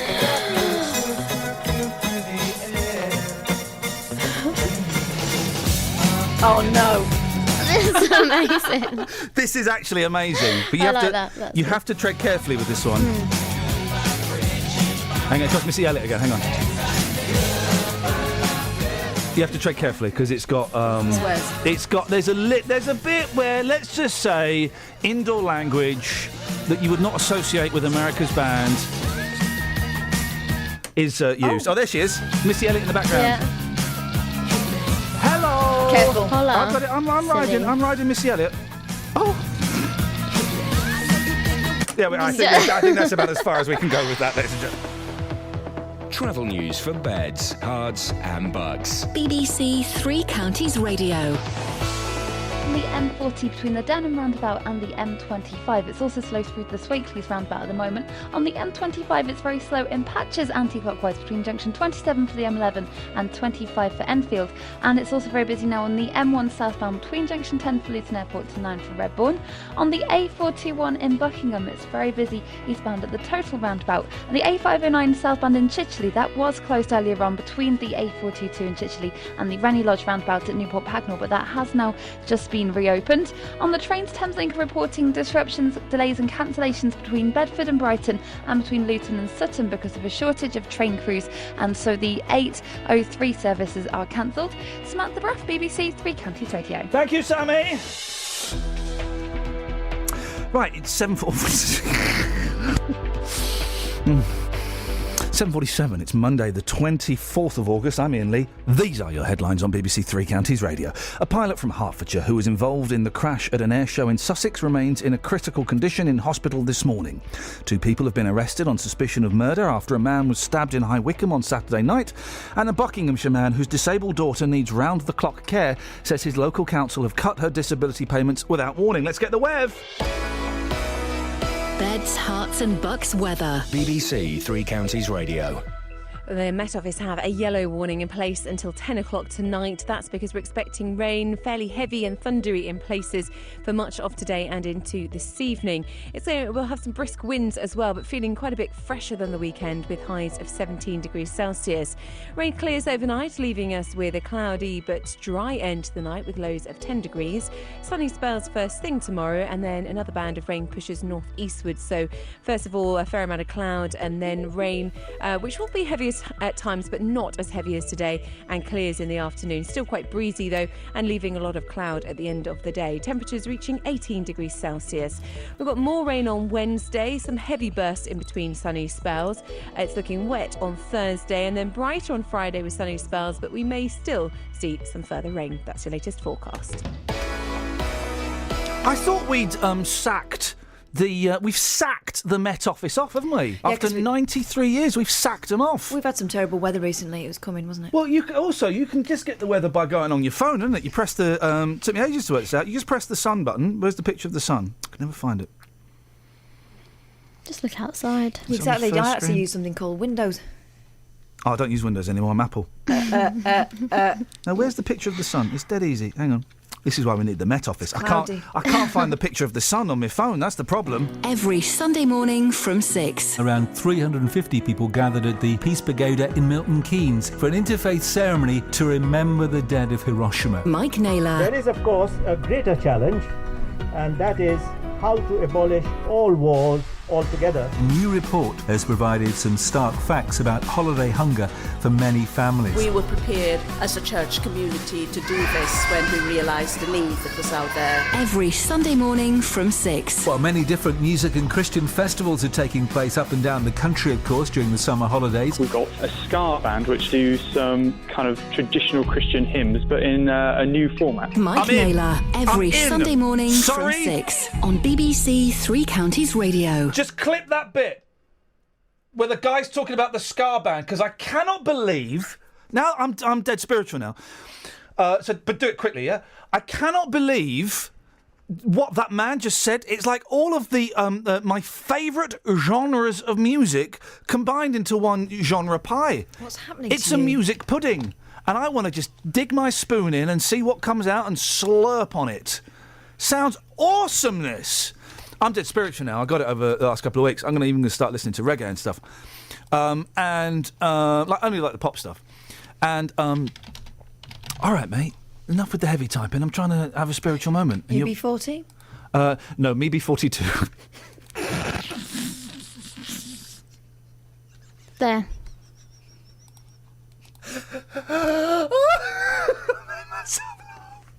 Did you hear that, Kelly? No, what did you say? Do it again. I said I'm going to get into reggae. That clip's there, by the way. All right, thank you. I'm going up one. But only the pop stuff, he Right. said. So I said, you be 40? I said no, I'd be 42. Come on. Because you're 42 years old. That's yeah. That's why that's obviously. funny. Yep. Let's listen to this again, guys. Imagine all of the best genres of music: Christian, ska. Imagine them together. No, I can't. We've got a ska band which do some kind of traditional Christian hymns, but in a new format. Wow. All things bright and beautiful. On a ragged tip. It just sounds awesomeness, doesn't it?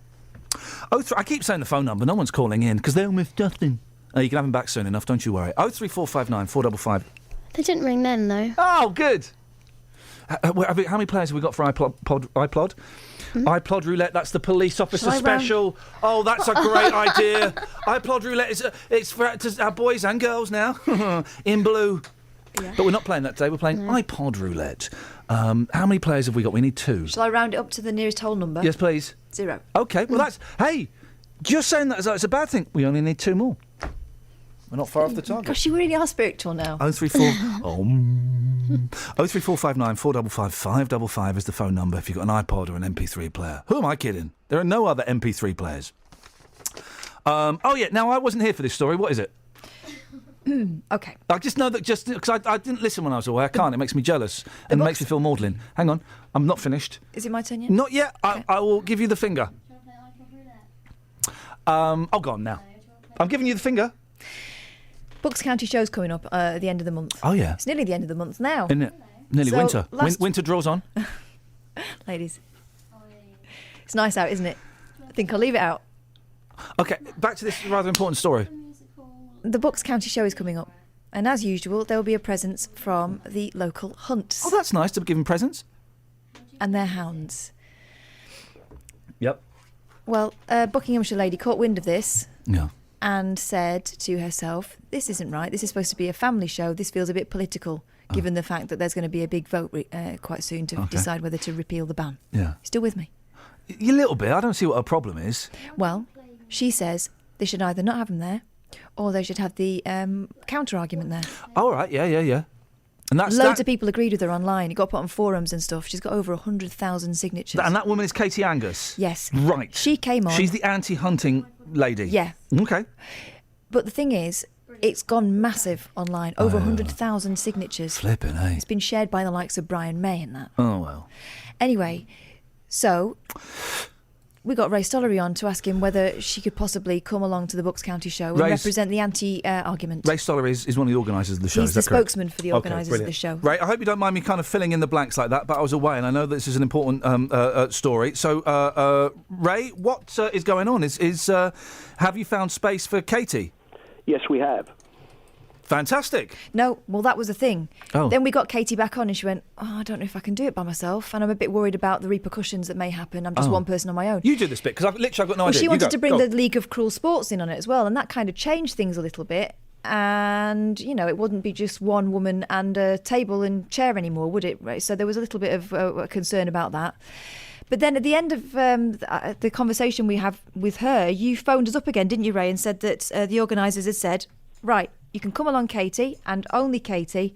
We'll make sure you're safe. We'll put you near the police stand if it makes you feel more secure, and we'll see what you can do. She's still umd-and-ahed a little bit, but I understand now has she come back to you? Yes, she has. What she said? She says that she will be attending the show. She's taken up our offer of a trade stand facility. We still need some paperwork back from her, but I'm sure that's in the post, and I'm sure she will be appearing at the show. How long has she got to get that paperwork back into you? Well, we'd like it today or tomorrow. There's no busting urgency on it, but obviously it's got to be there within the next couple of days. It's probably in the post. We'll probably get it this morning. What about this idea of teaming up with the League Against Cruel Sports? Is that completely out the window now? We never knew that this lady was connected with the League Against Cruel Sports. That came on afterwards. We don't necessarily want her there as a representative of the League of Cruel Sports. We're bending over backwards. Your Justin Dealey put me into a tight corner. We offered her a table. Then she said she wanted it with the League Against Cruel Sports, which we're not happy with. Yeah. What if they turn up? Because she said that she's not sure she can spend the whole day there. Yeah. I'm not really on this programme to talk about hypothetical situations. I don't think for 1 minute there's going to be any problems. OK. Are you prepared for unforeseen circumstances? Yeah. 100,000 people signing online doesn't take that much for a couple of those people to turn up and cause problems, does it? No, but there's also 20,000 people there from the general public. I don't think it will be any major problem. OK, good luck. Thank you. All right, Ray. Listen, nice one. Thank you. I wish you the best of luck with it. I hope it all goes well. Look, can I just have 10 seconds to publicise the show? You got 10 seconds. Thank you. Bucks County shows, Thursday, 27th of August. Included in the show, Bulldog-Ling's stunt team, Royal Artillery Band, Sheep Show, Best of British Livestock. Hang on. A place where townspeople can learn all about rural life in a fun, family-friendly atmosphere. Now my interest is piqued. The best of British livestock?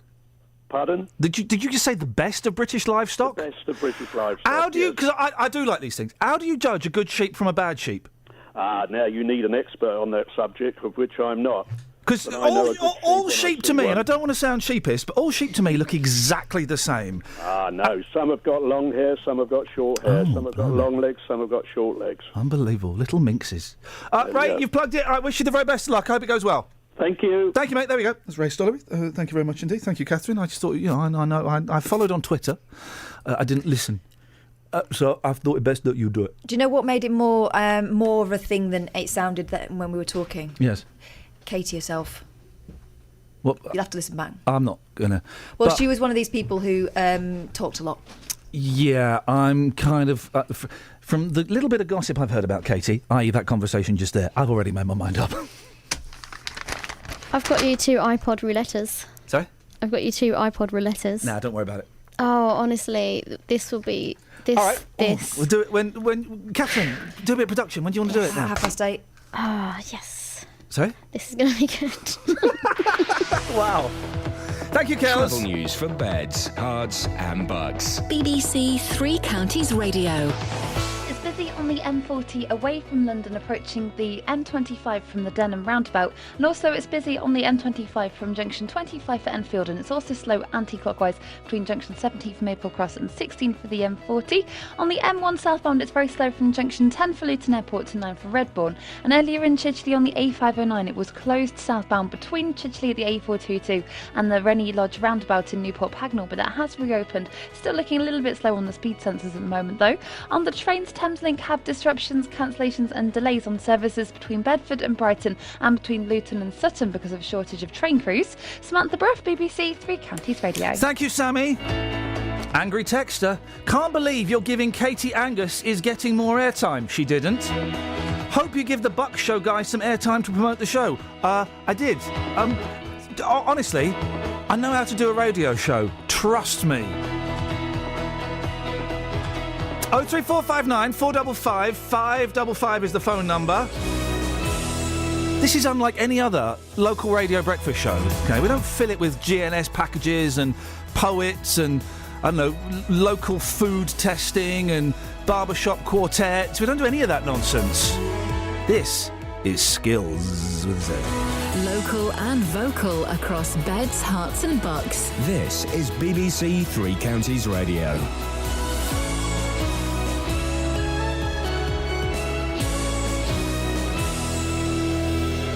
It's 8 o'clock. I'm Louise Parry. The headlines. Air crash pilot was from Hertfordshire. Murder investigation in High Wycombe and another draw for Watford. BBC Three Counties Radio. A pilot from Hertfordshire involved in the crash at an air show at Shoreham in Sussex remains in a critical condition in hospital this morning. Andy Hill, who's 51 and comes from Sander near Buntingford, was flying a vintage fighter jet when it came down on the A27 during a stunt. 11 people were killed, and Assistant Chief Constable Steve Barry from Sussex Police says he fears more victims might be found when the wreckage is moved later today. At the moment, we think it's highly likely that 11 people have been killed as a result of the crash. But as the aircraft is moved and as we recover the bodies, we may discover more fatalities. The plan is for it to be moved today. As we initiate that process, we have to make sure it's done as safely as possible. But even once the aircraft is moved, there is still an awful lot of recovery. There's an awful lot of forensic examination that needs to take place. A man's been murdered in a stabbing in High Wycombe. The victim, thought to be in his 20s, died in Church Square on Saturday evening. Thames Valley Police have arrested a woman and man on suspicion of conspiracy to murder. 2 other men from Ealing are under arrest and being questioned. Police say they believe it was a targeted attack and isolated incident. A man in Buckinghamshire says his local council have cut his daughter's disability payments without warning. Colin Davey says the authority has failed to contact them since March about reassessing his daughter Chloe, who's severely disabled and needs 24-hour care. He says they've experienced problems ever since Buckinghamshire County Council took over responsibility for benefits in July. Well, it allowed for carers to come in, for respite care, accessing the community. All those things now that the budget's been stopped, that's putting extra pressure on my wife and the family to do. And the big issue here, I think, is Bucks County Council are saying one thing, or appear to be saying one thing, and doing something completely different. Syria's head of antiquities says Islamic State militants have blown up one of the most important ancient temples in the city of Palmyra. The Baal Shemin temple was built nearly 2,000 years ago. Dozens of councils are said to be hiring private debt collection firms to recover unpaid parking fines issued to foreign drivers. The local government association says councils are losing millions of pounds a year because drivers from other EU countries are difficult to trace. Fans of the boy band One Direction have reacted with dismay to reports that the group members are to go their separate ways in March.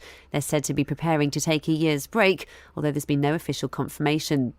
In football, Watford are still yet to win in the Premier League after their third draw in the top flight.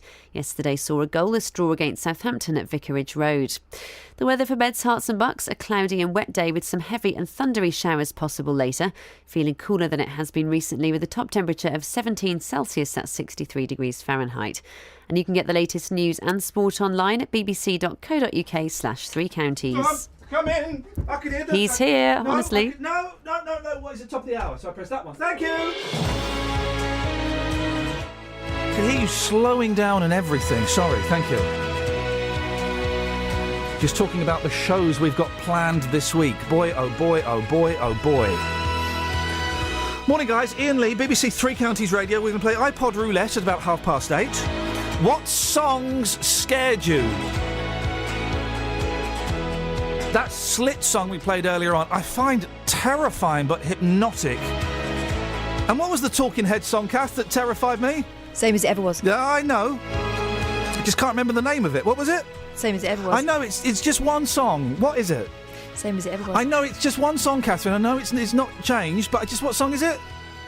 Okay, she's playing hard to get. Oh, Tony says, oh, now, yes, I'll have this one. Songs that scare me: Monster Mash, Don't Be Ridiculous, Tubular Bells, and War of the Worlds.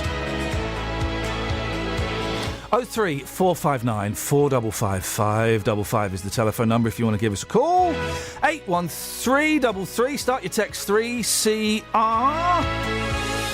Across beds, hearts and bucks. This is BBC Three Counties Radio. She's just had. I'm getting filled in on the Katie woman, and some of you whose opinions I even trust have let me know your thoughts on her. And now I understand it, guys. Now I understand it. 03459 455 555 is the telephone number. Any Greeks in the audience? Better stand up. Oh, my computer. There we go.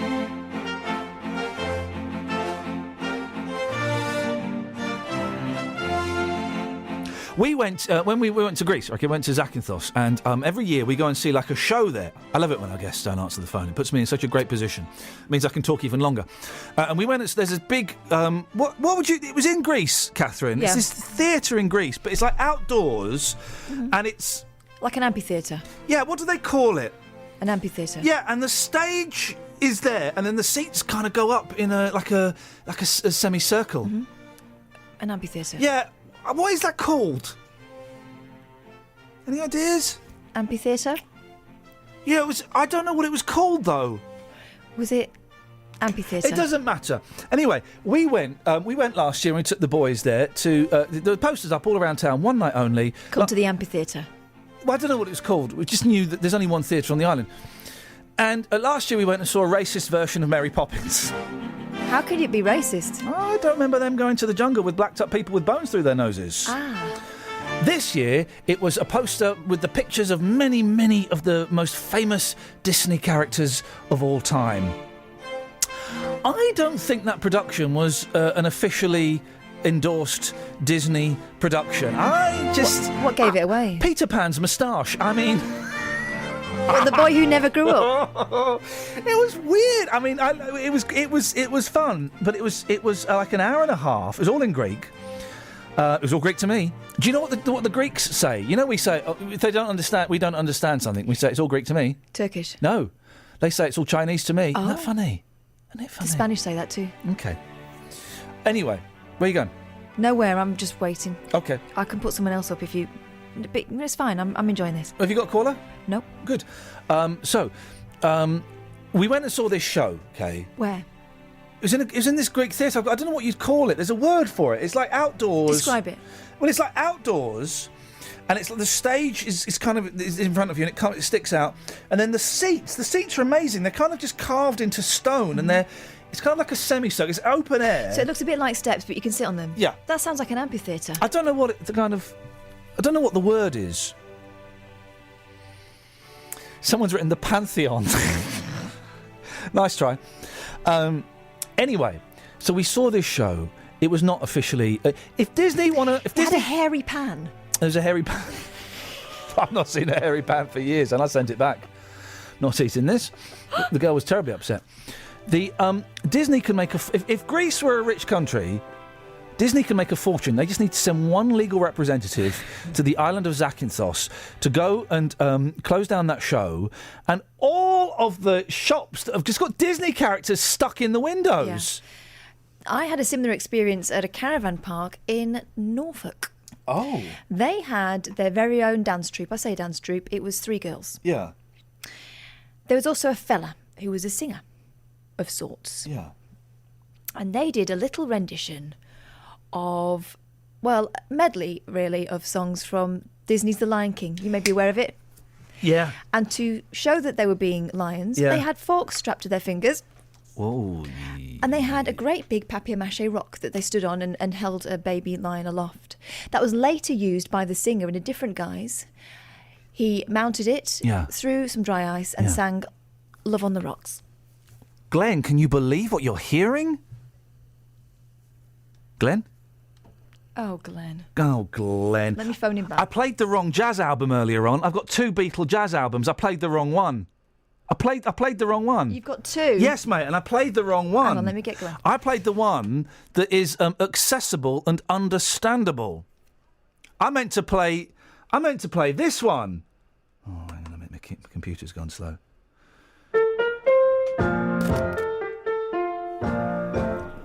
Morning, Glenn.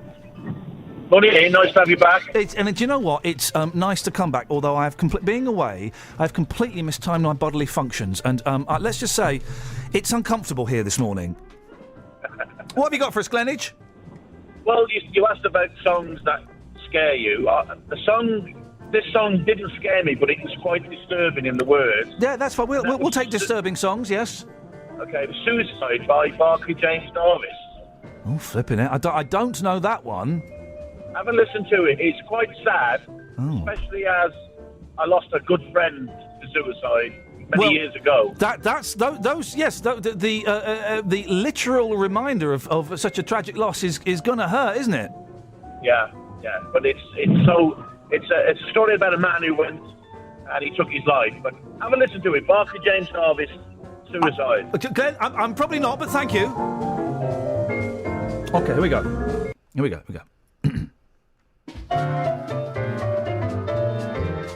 This is the jazz album I meant to play. I've got 2 Beatles jazz albums. This is by the London Jazz 4. No answer.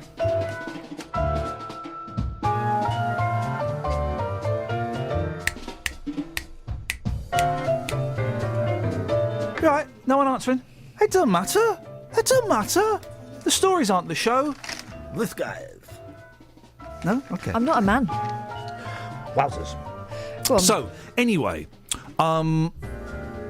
my wife, when she does the gardening, instead of disposing of all the waste, she has been shoving it in the corner of the garden. Oh. She's been shoving it in the corner of the garden. And I went and saw this. Do you mean a compost heap? Well, she puts it on the compost heap, but you can't put branches on a compost heap. No.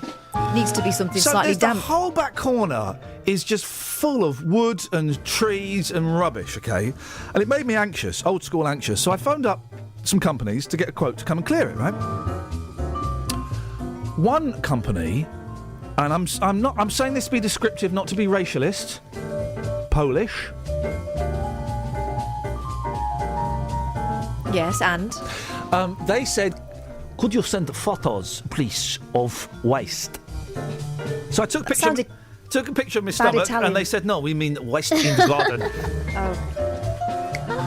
I'm here all week, unfortunately. I'm on a roll. Anyway, so I sent them a picture and a video, and I thought, actually, that's weird. Another company took a video of a static pile. Well, so they could get some sense of depth. Some sense of depth. Did you put a stick in it? Otherwise, if I just take a picture, without putting a 50p piece next to it, you're not going to know what's going on. So I filmed it. Anyway, sent that to them, and I just thought it was weird. I found out a couple of people. Anyway, I found out one guy, and he said, I'm in your area, I'll come and have a look tonight. Beautiful. Came round, young lad, nice lad. We got talking, we got walking to the end of my garden. I can't do that for the whole song. Anyway, he came and and I knew I was in trouble. He went, oh, nice house. Oh. I see, ka-ching. Anyway, he looked at the waste, he went, right, that's a lorry load. I'll do a lorry load for $250. I'll do it for you, $230. I went, how about 200? He went, 210, we shook hands. Beautiful. He's seen the waste. Did you go all slow on him? I did go all slow, yeah. He's seen Did you call the him waste. mate a lot? All right, yes, I did, actually. I went very, very common. He's seen it. He's quoted 210, right? Next day, he says, this was before I left here, so this was on the Thursday. He said, I'll come round Friday morning. I said, I won't be back till about midday. He said, don't worry, we'll climb over the wall, we'll do it. I said, I'll be back at 11. He said, we'll be gone by then. Beautiful. Came back, the waste was still there. I thought, he hadn't even turned up. Problem. And it's funny you say it is a Spanish word, because this becomes important to the rest of the story, Mama. Qué bien. Qué casualidad. Hang on, let's get. We need this. Right. Hang on a minute. So, anyway, he turned up about midday, late, with a swarthy-looking friend. This is my mate. He's Spanish. You didn't phone me? The bloke went, no, I'm not. I just live there. Oh. Anyway, so they do the waste. They're doing the waste. They're great, doing that. I take him out drinks. I gave him some orange juice that was 2 days out of date. I'd swigged it first. It was all right. Just a little bit fizzy. So anyway, they're doing it. And turns out that underneath some of the waste was compost.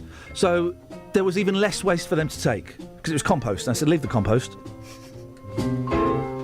Anyway, after about an hour, and you know this because I was texting you full of anxiety, full of fear and self-loathing and self-hatred. And I was sending back supportive words. After about an hour and a half, he said, mate, you want to have a look at this? I went out and he said, yeah, we've nearly finished. I said, yeah, what about that massive pile there? He said, yeah, we're not going to be able to take that. And I said, right, why? He said, the truck's nearly full, so we won't be able to take that. And me being in, I went, oh, okay, all right, never mind. Well, let us know when you're finished. And I then went inside, was texting Catherine going, these guys are going to totally rip me off here. This is awful. And you buoyed me up. You gave me... I said, do you want me to have a word with him? Yeah, and I said no. And I went out, I steeled myself. He came in and said, we finished, mate. And I went back and there was loads of it there. Loads of it still there, right? And I sucked myself up. And that's the noise I made, actually. It snapped. Anyway, and I said, what about that there? He said, we can't take it, the truck's full. I said, right, yeah, but you gave me a quote for all of that. He said, yeah, we didn't know how much there was. I said, no. He said it's about 2 truckloads, so is this now 1 truckload? This is 1 truckload. Yeah. He said, yeah, I didn't know how much there was. I said, well, you did because you came and saw it. That's why you came and saw it and quoted. And also there was less than you thought because underneath that was compost. And he said, yeah, we can't do it. I went, right, get JVS in, because JVS can help me with this. Get him in, come in. Right. Forget the travel. So these guys come, they give me a quote to clean out some waste in my back garden, okay? Green waste. And then he gave me the quote, and then an hour after doing it, he said, we can't take all of that. It's too much. I said, yeah, but you gave me a quote. He said, well, we can't take all of that. It's too much. I said, but why? But he said we can't take it. And I said, well, why? I'm not going to pay you the full amount of money. He said, no, you're going to have to. I said, well, you've not done the job. Where do I stand legally? Had he given you the quote in writing? Oh, you're so full of facts and laws. No, he'd not. Oh. And it was cash in hand. Right. That might be a bit difficult then. Well, I mean, how would you prove the quote? Because he said it to me. I remembered it. Well, I know you know it, but, in front of a court of law... Yeah? Who are they going to trust? What would you say? I'd say he said a quote. I don't understand. Yeah, but then when the judge says... Sorry, where's the... Can you provide me? Up here, Your Honour. Imagine it's Judge Judy or the hugely talented Judge Rinder who said to you, pass me the quote. Let me see it. Basically, well, do you want me to write it down for you? I'll write it down. No. Show me the written quote. Right, we're going to write it now. No, you haven't got anything. No. You're an idiot. Oh. That's what Judge Rinder would say. Oh, so I've got a leg to stand on. Yeah. Well, wait to hear what happened next. After the travel. Travel news for beds, cards and bugs. BBC Three Counties Radio. It's very slow on the M1 southbound between junction 10 for Luton Airport to 9 for Redbourne, and the M25 has queues anti-clockwise between junction 21 for the M1 and 19 for the A41 in Watford.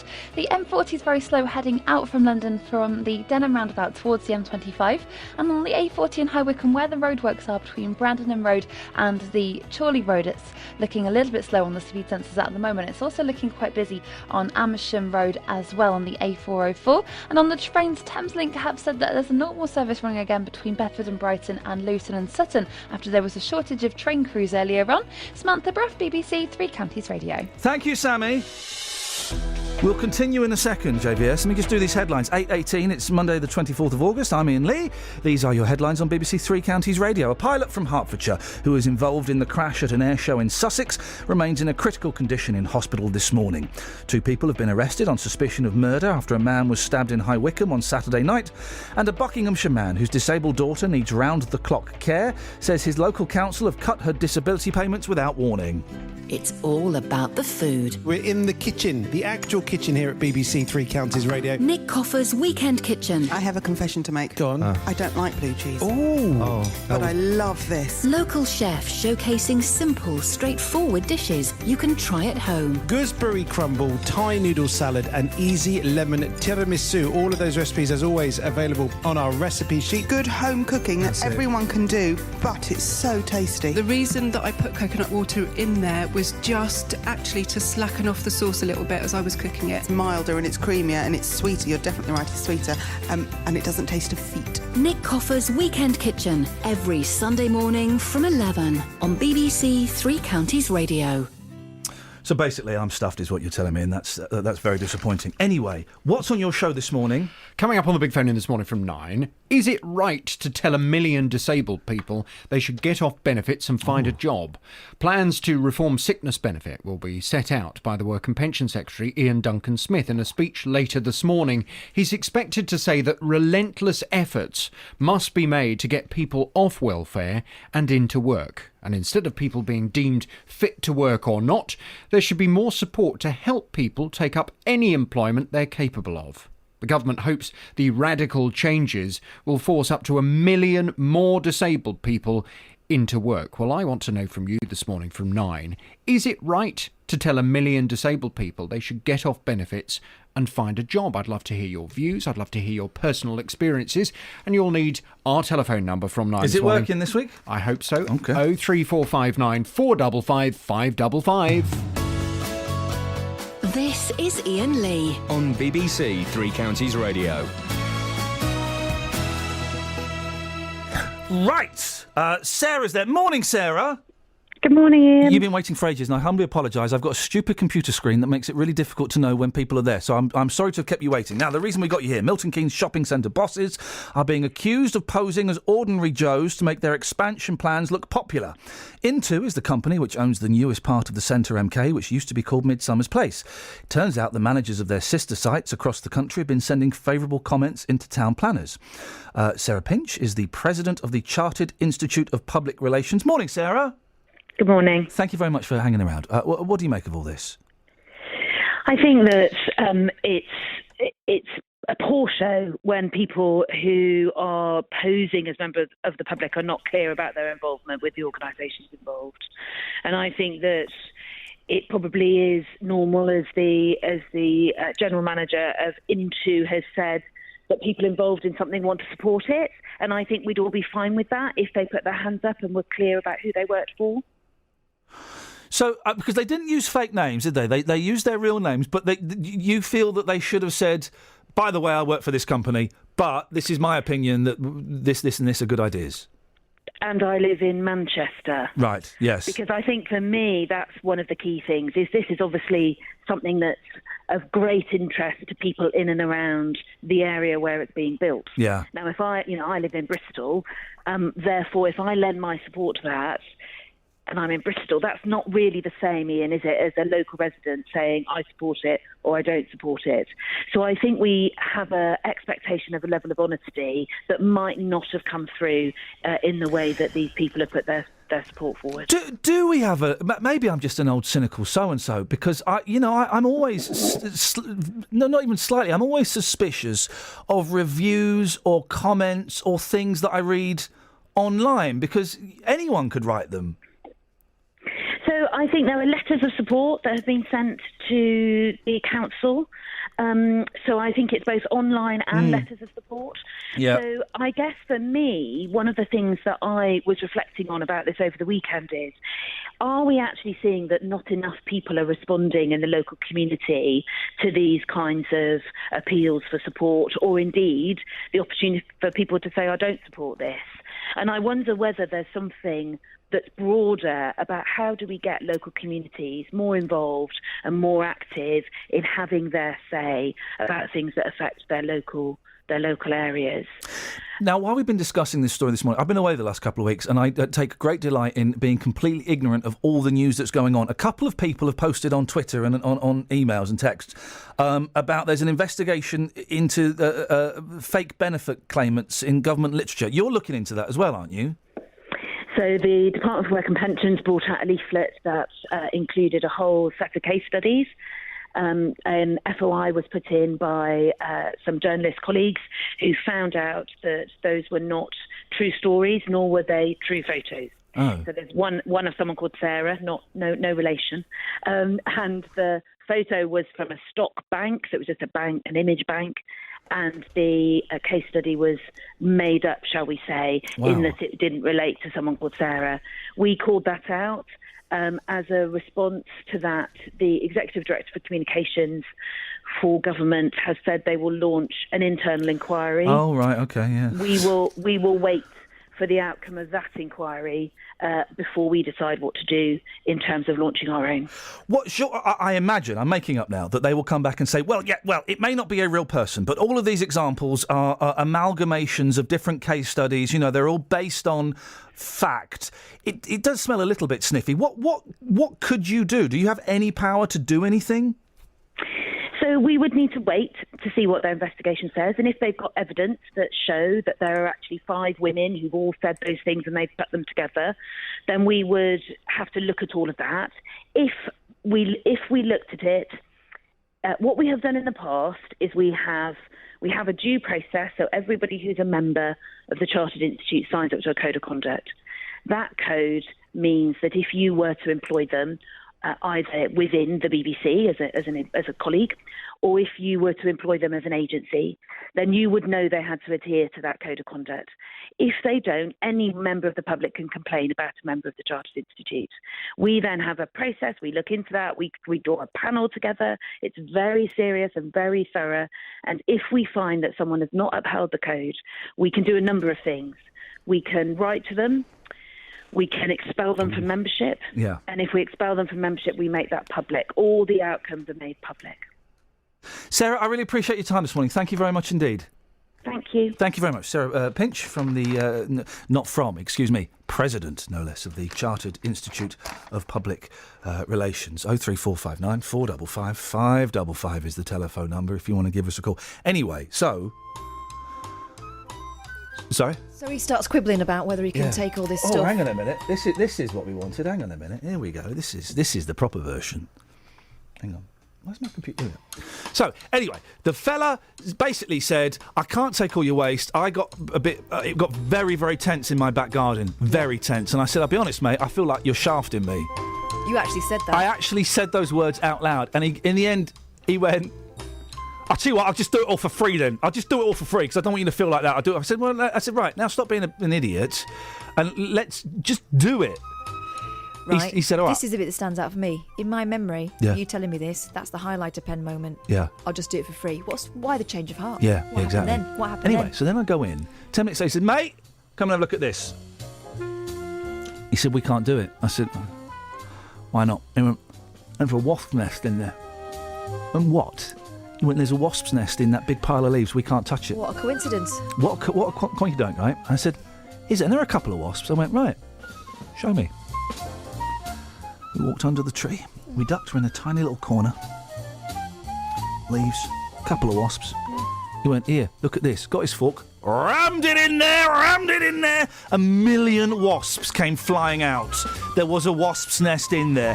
1 million wasps came flying out. And I had to be all nonchalant, right?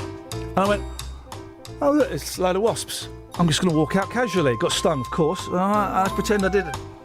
I should have been suspicious when he came and he said, mate, you got anything to shift this rubbish with? Have you got a fork? Have you got any bin bags? I mean, he seemed so nice. He claimed to have done work for the BBC. Anyway, he left and I didn't pay him the £210. Paid him £200. I kept back £10.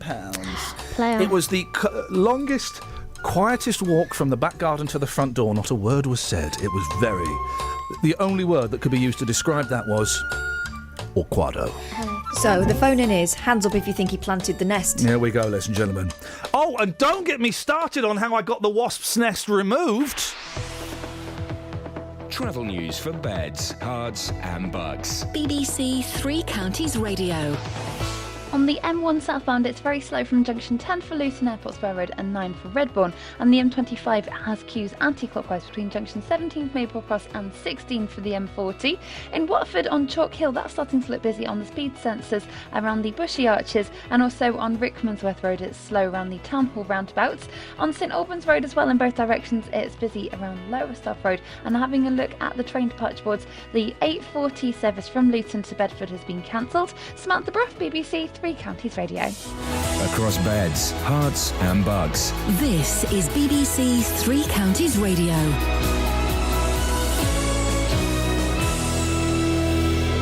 It's 8:29 with the news and sport. I'm Louise Parry. It's emerged that the pilot of the plane that crashed in Sussex this weekend is from Hertfordshire. Andy Hill, who's 51 and comes from the village of Sandon near Buntingford, is critically in hospital after his stunt plane crashed, killing 11 people. 4 people have been arrested in connection with a murder after a man was stabbed in High Wycombe. The victim, thought to be in his 20s, died in Church Street on Saturday night. A man in Buckinghamshire says his local council have cut his daughter's disability payments without any warning. Colin Davey says Bucks County Council has failed to contact them since March about reassessing his daughter Chloe, who's severely disabled. 3 Counties Sports. BBC 3 Counties Radio. British ex-Formula One driver Justin Wilson is in a coma after suffering a head injury during an IndyCar race in Pennsylvania yesterday. Wilson, who drove for both Minardi and Jaguar in Formula One, appeared to be hit by debris after a car crashed in front of him and then hit a wall. Watford drew again in the Premier League yesterday. The Hornets were held to a 0-0 draw against Southampton at Vicarage Road. Watford midfielder Ikechi Anya says the team is working hard. We're working so hard. I mean, if you saw what we did in training, we work on the finishing, we work on defending, we work on when we lose possession, we're working on everything. But it's just one of those things at the moment. I think as soon as we manage to get one goal, you know, these 1 points are going to start turning into 3 points, and we're going to find ourselves in a good position in the league. In athletics, Usain Bolt says his World Championships 100-metre final victory over Justin Gatlin was the hardest race of his career. The Jamaican lived up to his billing as the saviour of athletics as he won in 9.79 seconds. You guys should know by this that when it comes to a championship, I'm always ready. I told you guys through the season that my coach will figure out a way to get it done, and we worked on a few things and it worked. At the championships today, defending champion Christian Oharugu is through to the semi-finals of the 400 metres, while Greg Rutherford is through to tomorrow's long jump final. Hertfordshire's Lewis Hamilton says he's never felt better after extending his lead at the top of the Formula One World Drivers' Championship to 28 points with victory in the Belgian Grand Prix. And you can get the latest news and sport online at bbc.co.uk/3 counties. This is Iain Lee on BBC 3 Counties Radio.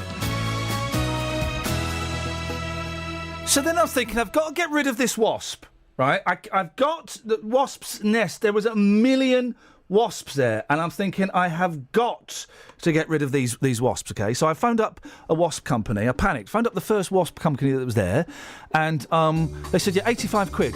I don't know, is that good? Sounds a bit steep. Didn't it? And they'd already got a taste of you as well, these wasps. You've got to get them sorted. I booked it. And then my wife, who was abroad, said, no, but get the council. The council do it for about 35 quid. Phoned up the council, yeah, we'll do it 35 quid. So then I had to phone up the first wasp company. By the way, iPod roulette coming up soon. I had to phone the first wasp company. And instead of just saying, I found somewhere cheaper, I'm going to cancel, I went, I'm really... I've totally... My diary's all to cock. I'm working next Tuesday... So I'm going to have to cancel it, and I'll sort it. He said, well, do you want to sort it another day? I said, well, diary's up in the air at the moment. Because people do that when they got wasps' nests. I said, when I know what's going on, I'll call you back. He said, well, we're in your area Sunday. Helpful. Sunday would have been really convenient. And I went, yeah. Church? Sunday. I think I'm busy on Sunday. Can I get... Anyway, we cancelled that. So the council wasp person turns up. Describe... Is Kelly Betts talking to anyone? No. She's talking to me. Hello. So you book a wasp killer from the council. Describe what that person's going to look like as they walk through the door. She's going to have one of the nets on her face. Right. She's going to come in. No. It's going to be a big, fat, grumpy man. But then he'll be all sweaty and the wasps will Exactly. Okay. Not a sweet young thing. And I say that as a descriptive term, not in any way... it sounded a bit pervy. Was it not supposed to be? Little bit pervy. By the way, I've read 2 great books while I was away. Viv Albertine, Clothes, Boys, Music is brilliant. And also Mark Ellen's Rockstar Stole My Life. Boy, oh boy, oh boy. He completely destroys Dave Lee Travis, and I don't know why he popped into my head, in 3... not even particularly brutal sentences, but 3 really descriptive sentences that dismantles that man's giant ego. It's a wonder. I'll bring the paragraph in. Anyway, so this young girl turns up, right? And she's about 20. And I said, and she's got a nose ring and eyeliner. And I went, I'm really taken aback. I expected a fat old grizzled man, not a sweet young thing. Would you like a cocktail?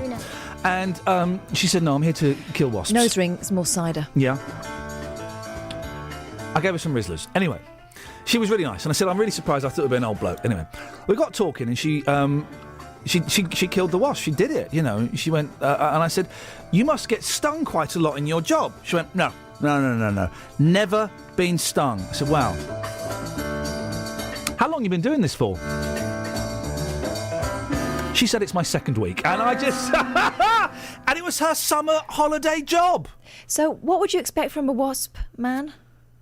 Big, fat, old, grumpy, miserable, balding, sweaty man. Do you want to say good morning to Craig in Aylesbury? Hey, morning, Craig. Are you a wasp man? Are you a wasp man? Yes, I am, mate. Oh, right. Can I? Let me just describe you. The mental image I have. You are 5'8", portly, balding, and you're really disgruntled with life. Absolutely wrong. I'm 20 years old, and female in appearance, and we do a lot of business. And it was you that cancelled on us the other day, was it? Oh, no! Did you just say female in appearance? No, I was wondering that. Mate. Okay. Yeah. You're not... described me, actually, you described me quite well. How old? You're not 20. How old are you? No, I'm 50. You don't sound 50. He does. No, he doesn't. He sounds older. No, he doesn't. He doesn't. I think he sounds like a juvie. How did you get into wasp killing? I've been in pest control for 18 years. And you must be tired. It's just, yeah. It's just one of those things. I love the industry. I really do. It's great, and at this time of year, it's really busy for us with the wasps. And a fair play, because I thought, and shame on me, okay, because I thought, this girl ain't got a clue. And she did it. I went back the next day, the wasps were gone. And boy, isn't a wasp's nest beautiful? Yeah, absolutely. And we have some fantastic female technicians in our industry. Do the boobs not get in the way? Oh, come on. It's a joke. It's a joke. How can you love it? Because it's horrible. You will go in horrible dark places and squirt wasps with poison. We do that, and then we do some really unusual stuff. We do false black widow spiders, we do snakes, we do all the really unusual stuff as well. Oh, which is really interesting. You're not selling it to me in the slightest. Iain, come out with me for a day, and I'll show you what it's like. What? I don't want to go and see rats and spiders and snakes. Oh yeah, it'll be great fun. You'll love it. What? You tell me what bit am I going to like? The lunch break? You'll like the lunch. You definitely like the lunch. I bet you've got like a big giant beetle, like a dead beetle or something that you use for the new people, and when they come, you put it in their sandwiches. Yeah, we do. Yeah, thank you very much. You have to do that. Have you ever? Because when I showed this girl my nest, she gasped. It was a biggie, was it? It was a doozy, and it was deceptive because it was hidden under leaves. They're cunning, these wasps. No. That bloke put them. Yeah, the bloke. Well, have you ever seen anything on your journeys that have made you recoil and gasp and just lose breath for a second? Talking about wasps, yeah. I mean, we had one where we got up into a roof space, and we couldn't see the nest. First of all, it was covered over by insulation. Yeah. And then when we peeled back the insulation, this nest was. It probably wasn't 1 year's building, but it was about 7 foot across. And that was, and it was about 3 foot in height. So what they've done is literally added on to the previous year's. They built an extension. 7 foot across and 3 foot high. Yeah, it was massive, absolutely huge. And of course, with that, you get a large number of wasps. And in a roof space, confined space, it's not pleasant. Craig, listen, keep doing the good work. I depended on you last week, and you were brilliant. Not you personally, but your industry. No. Thank you, Craig. 7 foot wide, 3 foot up, a wasp's nest. Flipping it. And then imagine that falling on you. It was beautiful. I destroyed it by fire. I burnt it. I put it in the fire. Burnt it. Hang on a minute. Matt, oh, hang on a second. It's all gone. Matt, what do you want? Don't know. He wants to play iPod roulette. Wait, hang on a minute. Are you here for iPod roulette? I'm just waiting for Justin to turn up. Oh. Justin's got a week off, Matt. Oh, my God. Justin's got a weak act, Matt. I should hang up then, okay? Go on then. No, let him hang up. No, Matt. He's gone. He's gone. Right. It's all right. We've got 2 others. It's fine. No, I tell you what we need. We need Matt because Matt's going to be the judge. So you get Matt back, and we're going to play iPod roulette. Let's welcome our first guest. It's only the inventor, and I know technically it's not the inventor, but what the hell, I'm going to say she is, of Ribena Rosie. Good morning, Ribena Rosie. Good morning. It wasn't you, it was your granddad that invented Ribena. That's Boy, right. we salute that. Hey, Tesco are getting rid of Ribena. Well, I don't shop there anyway. Yeah, good. Now listen, you're here for iPod Roulette. Do you know the rules? No. Okay, that's fine. Have you got an iPod? Yes. How many songs are on it? Oh, God, I don't know. Quite a few. It's got to be. There's a law. I won't go into the etymology of it, or the history of it. But there's a law called Henry's Law. There's got to be over 100 songs on that iPod. Are there over 100 songs? I think so, yeah. Yeah. What is this? Well, it's my husband's iPod, because mine has only got my children's work songs on it. Oh, children's work songs? What do you? How old are they, and what do you make them do? Well, it's toddler's music class. And they listen to this as they go up chimneys and movement. Oh, I see. So it's for play. Okay. What kind of music is your old man into? Oh, very wide range. Okay, it's a genre I'm not familiar with, the wide range. But your opponent is Brendan. Morning, Brendan. Morning. How are you doing? I'm very well, Brendan. Do you know the rules to iPod Roulette? No, but I use an SD card. No. Right, hang on a minute. Ribena Rosie, I'm sorry. No conferring with your husband, please. Tell him to button it. Say button it! Oi! She's got the iPod, button it. You use an SD card? Yes. What it is, and then I use certain tracks, right? Say, for example, Rhodesian, right? And that's what I know is my Now I care can see why home. Kelly was so keen to play this game. Yeah, Rhodesian, yes. Oh, my God. That is just as an example of what I use for my care home. Okay, right. So it's like, when the care home rings, I know it's them. Right. And then other calls, like yourself. Have you got an MP3 player? I have, but it's flat. Completely flat. They're allowed. They can be flat now. It's amazing what the Japanese can do. How many songs? How many songs? 10, 20 on there. No. What? You got 10 or 20? Henry's Law says you have to have a minimum of 100. We'll waive Henry's Law for once. Okay. Can you set your iPod or your MP3 player, both of you, to shuffle? Do you know how to do that? So it comes up randomly. Can you? Mine has no battery at all. It's got no battery in it. Brendan, what? It's got a battery, but the battery's flat. Brendan, what part of this did you think you could play? Well, Yeah. Brendan Yeah, could be the my battery judge is flat. if you want Matt's Hang on, Matt? iPod. Matt? Yes? I'm flipping it. This is I wish I was back in the other place. For God's sake, will you hurry up? Will you shut up? Matt, have you got an MP3 player, an iPod? Yes, I'm looking at it now. Right, okay, Brendan, you're the judge. Right. And Matt is going to Matt and Ribena Rosie are going to be the contestants, simply because they've got an MP3 player that is charged up, and that's it. There's no other reason, okay? All right. Right. The way it works. Do you know how to set your MP3 player to shuffle, Matt? Yes. Right. There are 3 rounds. Matt, you're going to go first. You tell us, you put it to shuffle, you tell us which song comes up, you then go head-to-head with Ribena Rosie's song. Brendan is then going to be the judge and is going to tell us which is the best song. It's the best of 3. You each have 1 pass. If you think your song isn't good enough, you're allowed to pass. Do you understand, Rosie? Yeah. Do you understand, Matt? No. But I will. Well, I doubt it, mate. Not in this life. Oh, God. Still, not long to go. Right. Shuffle now. Come on. Set it to shuffle. Matt, spin the wheel. Hit the shuffle button. I'll hit your shuffle button in a minute. Oh, God. Yes? What have you got? What have you got? I have got, just like you, Keb Mo. Yeah, just like you by who? Keb Mo. Ken Mo? K-E-B-M-O. Ken... You know Keb Mo. Brilliant. Ken Mo? Keb Mo, for God's sake. All right, thank you. Thank you very much indeed. All right, well, I mean, you don't have to actually play it to us. Rosie, spin your wheel of shuffleness and let's see what comes up. But do you want to stick with that, Matt? Yeah. Okay. Let's see what comes up for you, Rosie.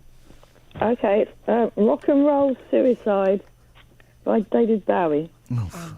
Okay, right. Okay, we go. This is really... You'd have to make this decision. This is down to Brendan. Okay, Brendan, it's over to you. It's between Just Like You by Ken Mo. Right. Or Rock and Roll Suicide by David Bowie. First of all, are you aware of either of those artists? I've never heard of them. Never. You've never heard of David Bowie? No. No. Neil. You've never, ever heard of David Bowie? Bloody I've probably heard of him through another radio station, but not... Have you heard of Kembo? Right there. No. You don't know Kembo Nagasaki? Okay. Which of those do you think is the winner? Probably the second one. What, the David Bowie one? Yeah. Okay, Yeah. it's. I mean, I don't know if that is a victory, Rosie, but okay, right. Flipping it. Round 2. Rosie, spin your wheel. Okay. The Money Go Round by the Kinks. Oh! I gave half to Larry, who in turn... But the Money Go Round is the most cynical... It's basically the Kinks' life summed up in one bitter 3.5 minutes. Do you want to stick with that? Yeah. OK, the Money Go Round by the Kinks. Matt, spin your wheel. Right. We finish at 9, Matt. I know you do. Yeah, OK. Oh, God. 9 in the morning. Okay. No, I'm having a bit of trouble with my shuffle, pal. Oh. Just think back to Paris, Matt. I'm going back to Paris, yeah. I've had enough of you lot. Have you shuffled? It's shuffling, but it's not going. It's not going anywhere, Ian. Right, OK. You carry on. You're right. Oh, flipping it. You work on your shuffle, Matt. I'll do a bit of business, and hopefully we'll come back and you'll have picked a song. Flipping heck. Travel news for beds, cards and bugs. BBC Three Counties Radio. It's very slow on the M1 southbound from junction 10 for Luton Airport to 9 for Redbourne. Anti-clockwise on the M25, it's busy at junction 19 for Watford. And also in Watford on Chalk Hill, that's looking slow too on the speed sensors around Aldenham Road at the Bushy Arches. In Beaconsfield on Station Road, it's very busy at the moment. And looking at the cameras on the A40 in High Wycombe, that's slow in both directions around Archway and Temple Street. Samantha Breath, BBC Three Counties Radio. Sammy, thank you very much. Matt, have you shuffled yet? Matt, have you shuffled? No, bloody battery's running down. Oh, for crying out loud! Okay, well you keep shuffling. We'll come back to you after I've done a little bit of the news. Flipping heck.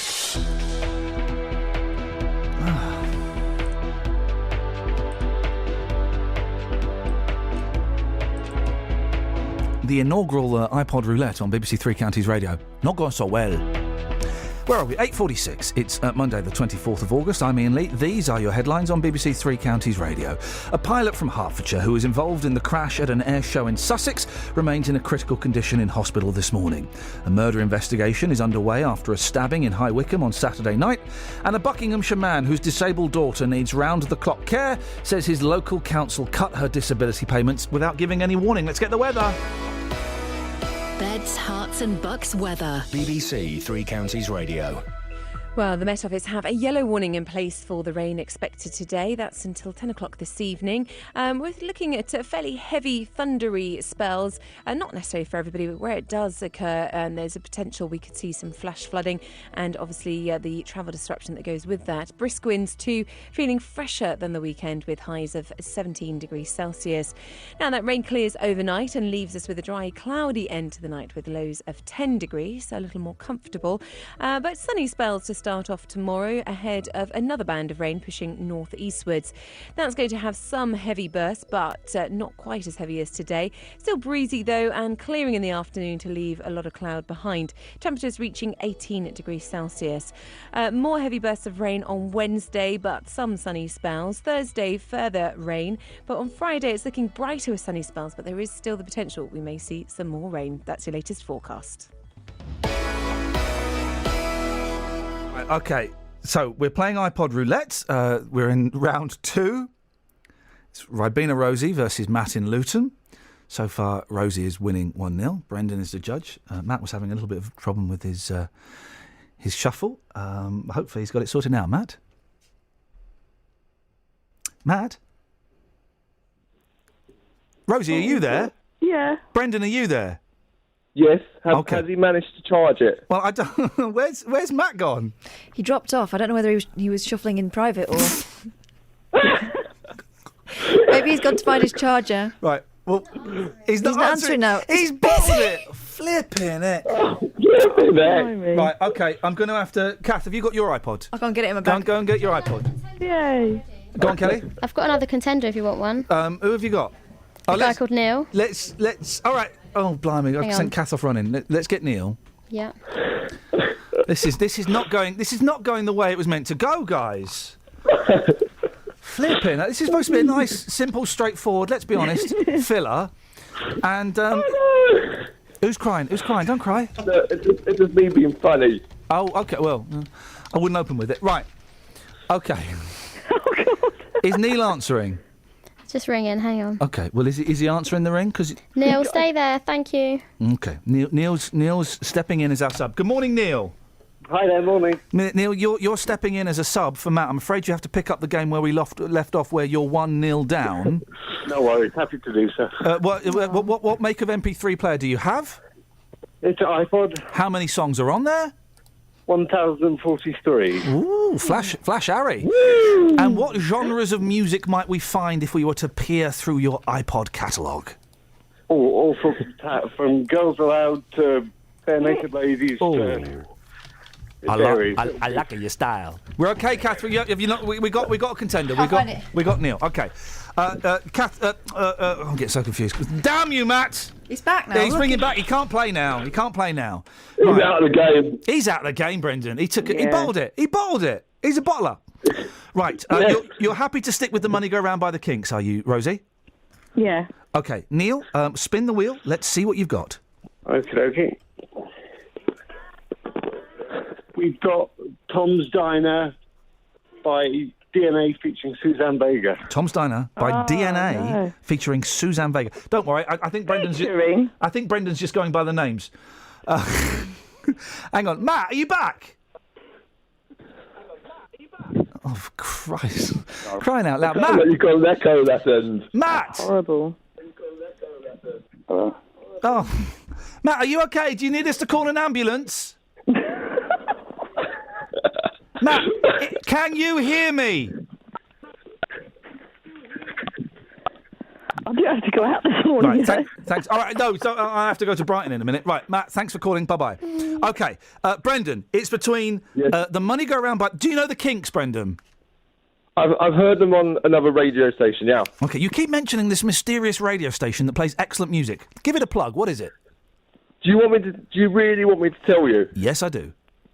It's Radio 2. Oh, yes. OK. And have you heard of DNA featuring Suzanne Vega? No. OK. It's between DNA featuring Suzanne Vega, the song Tom's Diner, or The Money Go Round by the Kinks. The Kinks is probably better. Ladies and gentlemen, it's a resounding victory to Rosie. Just for fun, let's play... I say fun. Let's play the last round, OK? Yeah. Neil, give us a spin. Okay, here we go. I'm always using a skip on this one. Well, tell us what the song is. It's Suzanne Vega again, No Cheap Thrill. Jeez, he don't half love her, does he? If you love her so much, you should go and marry her and listen to her boring, insipid songs. You could have Tracy Chapman as the best man. He's using his pass. He's passing Suzanne Vega. Spin again. Let's see what... you really do like your 80s tortured singer-songwriters, don't you? I do. Love Will Keep Us Together, Captain and Tennille. Oh, Captain and Tennille, Daryl Dragon himself. Now, that is a classic song. OK. Rosie, spin the wheel. Oh, dear, this is brilliant. Yeah. I love this song. Can you hear it? Yes! Fergal! Who now works in radio management, doesn't he? Is it Fergal? Yes. Or is it? Yeah, isn't it? Good for him. He's good. You often see him popping up at industry events. You just go, oh, it's Fergal Sharkey. Would you like to stick with Teenage Kicks? Oh, yeah. OK, Brendan, it doesn't matter. This is strictly for, in inverted commas, fun, and I use that in a very, very loose sense, so we can't be sued. Brendan, which of those would have won? Would it have been Captain and Tennille, Love Will Keep Us Together, or would it have been... Or would it have been Teenage... Right, calm down, please. Or would it have been Teenage Kicks? Teenage Kicks. Do you actually know the song? Hello. I've never heard it till just now, no. Not even on that other radio station that you keep kissing on the backside? No. Brendan, you've been a good sport. Neil, thank you very much for stepping in at the last minute. It's much appreciated. But Ribena Rosie, you indeed are the winner this morning, and I feel we should give you a present. But you're not going to. No, we should give you something. We should give you. I tell you what we're going to do. We're going to.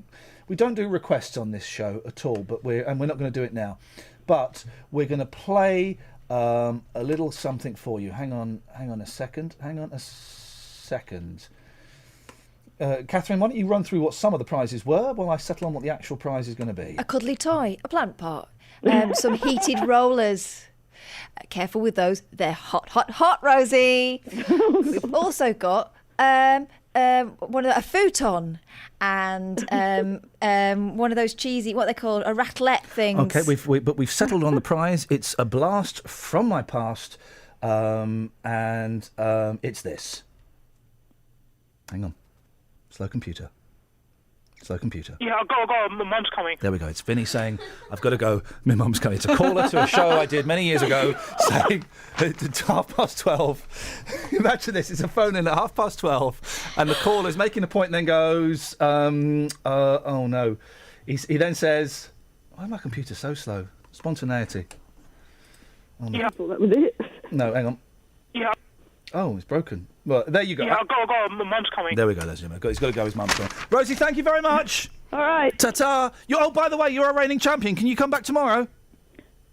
Thanks very much. There we go. We'll be speaking to Rosie tomorrow. That'll be good. Iain in Hoddesdon loves this. Well, I'm glad he says this is great. Well, I think that's sarcasm. He's asterisked it out, but it says great. And someone's put this is the dogs. Wow, thank you. They've not actually put the word dogs, but they've put the rest. Daniel San. Hello. Hello, Daniel San. It sounds like you've fallen down a well, which in many ways. No, I'm not. That's a shame. We asked you to someone. I don't know why. I mentioned Casualty. Someone said it was legendary. I said it was rubbish. Great. What was? Yeah. It's great. How can you like it? You're a young man. You should be watching Top of the Pops while shotgunning cans of Tennants. No, Casualty, it's the perfect Saturday night. Oh, man! Watching people get maimed and injured. By the way, that's the title of today's show, Casualty. It's the perfect Saturday night. You're joking. I wouldn't bother, Kels. We haven't got time for that. OK, well, you've taken this to the streets, the Casualty vibe. What have people said? Well, you gave me a specific question. You asked me, Yes. what's the vibe on Casualty? Yeah. I've gone out there to the streets, I've asked people, and I'm honestly a bit disappointed because no one seems to love Casualty like I do. Oh. What's the vibe on Casualty? Oh, I'm a nurse. I won't watch it. Why don't you watch it? Because it's so fake. I just get annoyed. What's the vibe on Casualty? What's the vibe on Casualty? Sorry, but I don't very understand what you're saying. The vibe? I don't know what the vibe. Where are you from? Poland. Poland? Yeah. Polish perspective then. Casualty, do you like it? What is Casualty? As someone injured? No. I don't watch Casualty. Why not? Not really had the time. I've been busy. Don't know the vibe?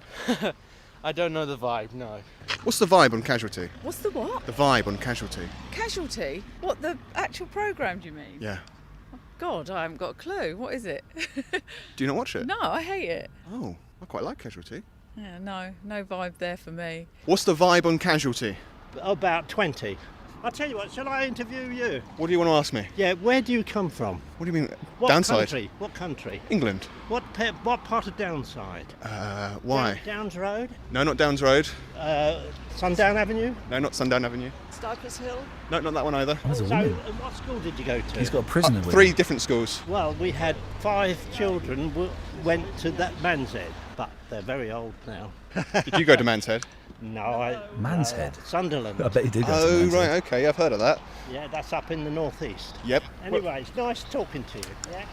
Do you know we gave you a spontaneous round of applause earlier? Yep. We're going to have to retract that, Daniel San. You let him take control. You let the animals take control. You were the monkey in the zoo and the animals came to look at you. No, he was a really nice guy. I just wanted to know more about He him. was obsessed with you going touching a man's head. Yeah. Have you ever been to a man's head? Yep. OK, well, that's great news. I mean, he lost control there. First rule of comedy, Spike, never turn your back on the audience. That's a quote from Heidi High. Catherine, let's wrap this up in a sack and chuck it in the canal, shall we, and never speak of it again. Sound like a deal? Yeah. Beautiful. Travel news for beds, cards and bugs. BBC Three Counties Radio. On on the M1 southbound between junction 10 for Luton Airport and 9 for Redbourne, and there are also delays on the M25 anti-clockwise between junction 24 for Potters Bar and 23 for Southmins where the A1M meets it. In Watford on the Station Road it's very busy at St Albans Road, and also in High Wycombe on London Road it's looking slow on the speed sensors in both directions, and the A4 of 4 Mile Hill is looking busy as well. On the train departure boards, the 9:22 service from Luton to Bedford has been cancelled. Samantha Bruff, BBC Three Counties Radio. Thank you, Sammy. We'll have another round of iPod roulette tomorrow. You just don't worry. They just need to get the rules. That's all it is, guys. They just need to work out what the rules is. Oh, tomorrow, I've not told you about my potholing experience. Me and Paul Scoins. Oh, have you seen the video? Oh, boy. I potholed. I abseiled underground.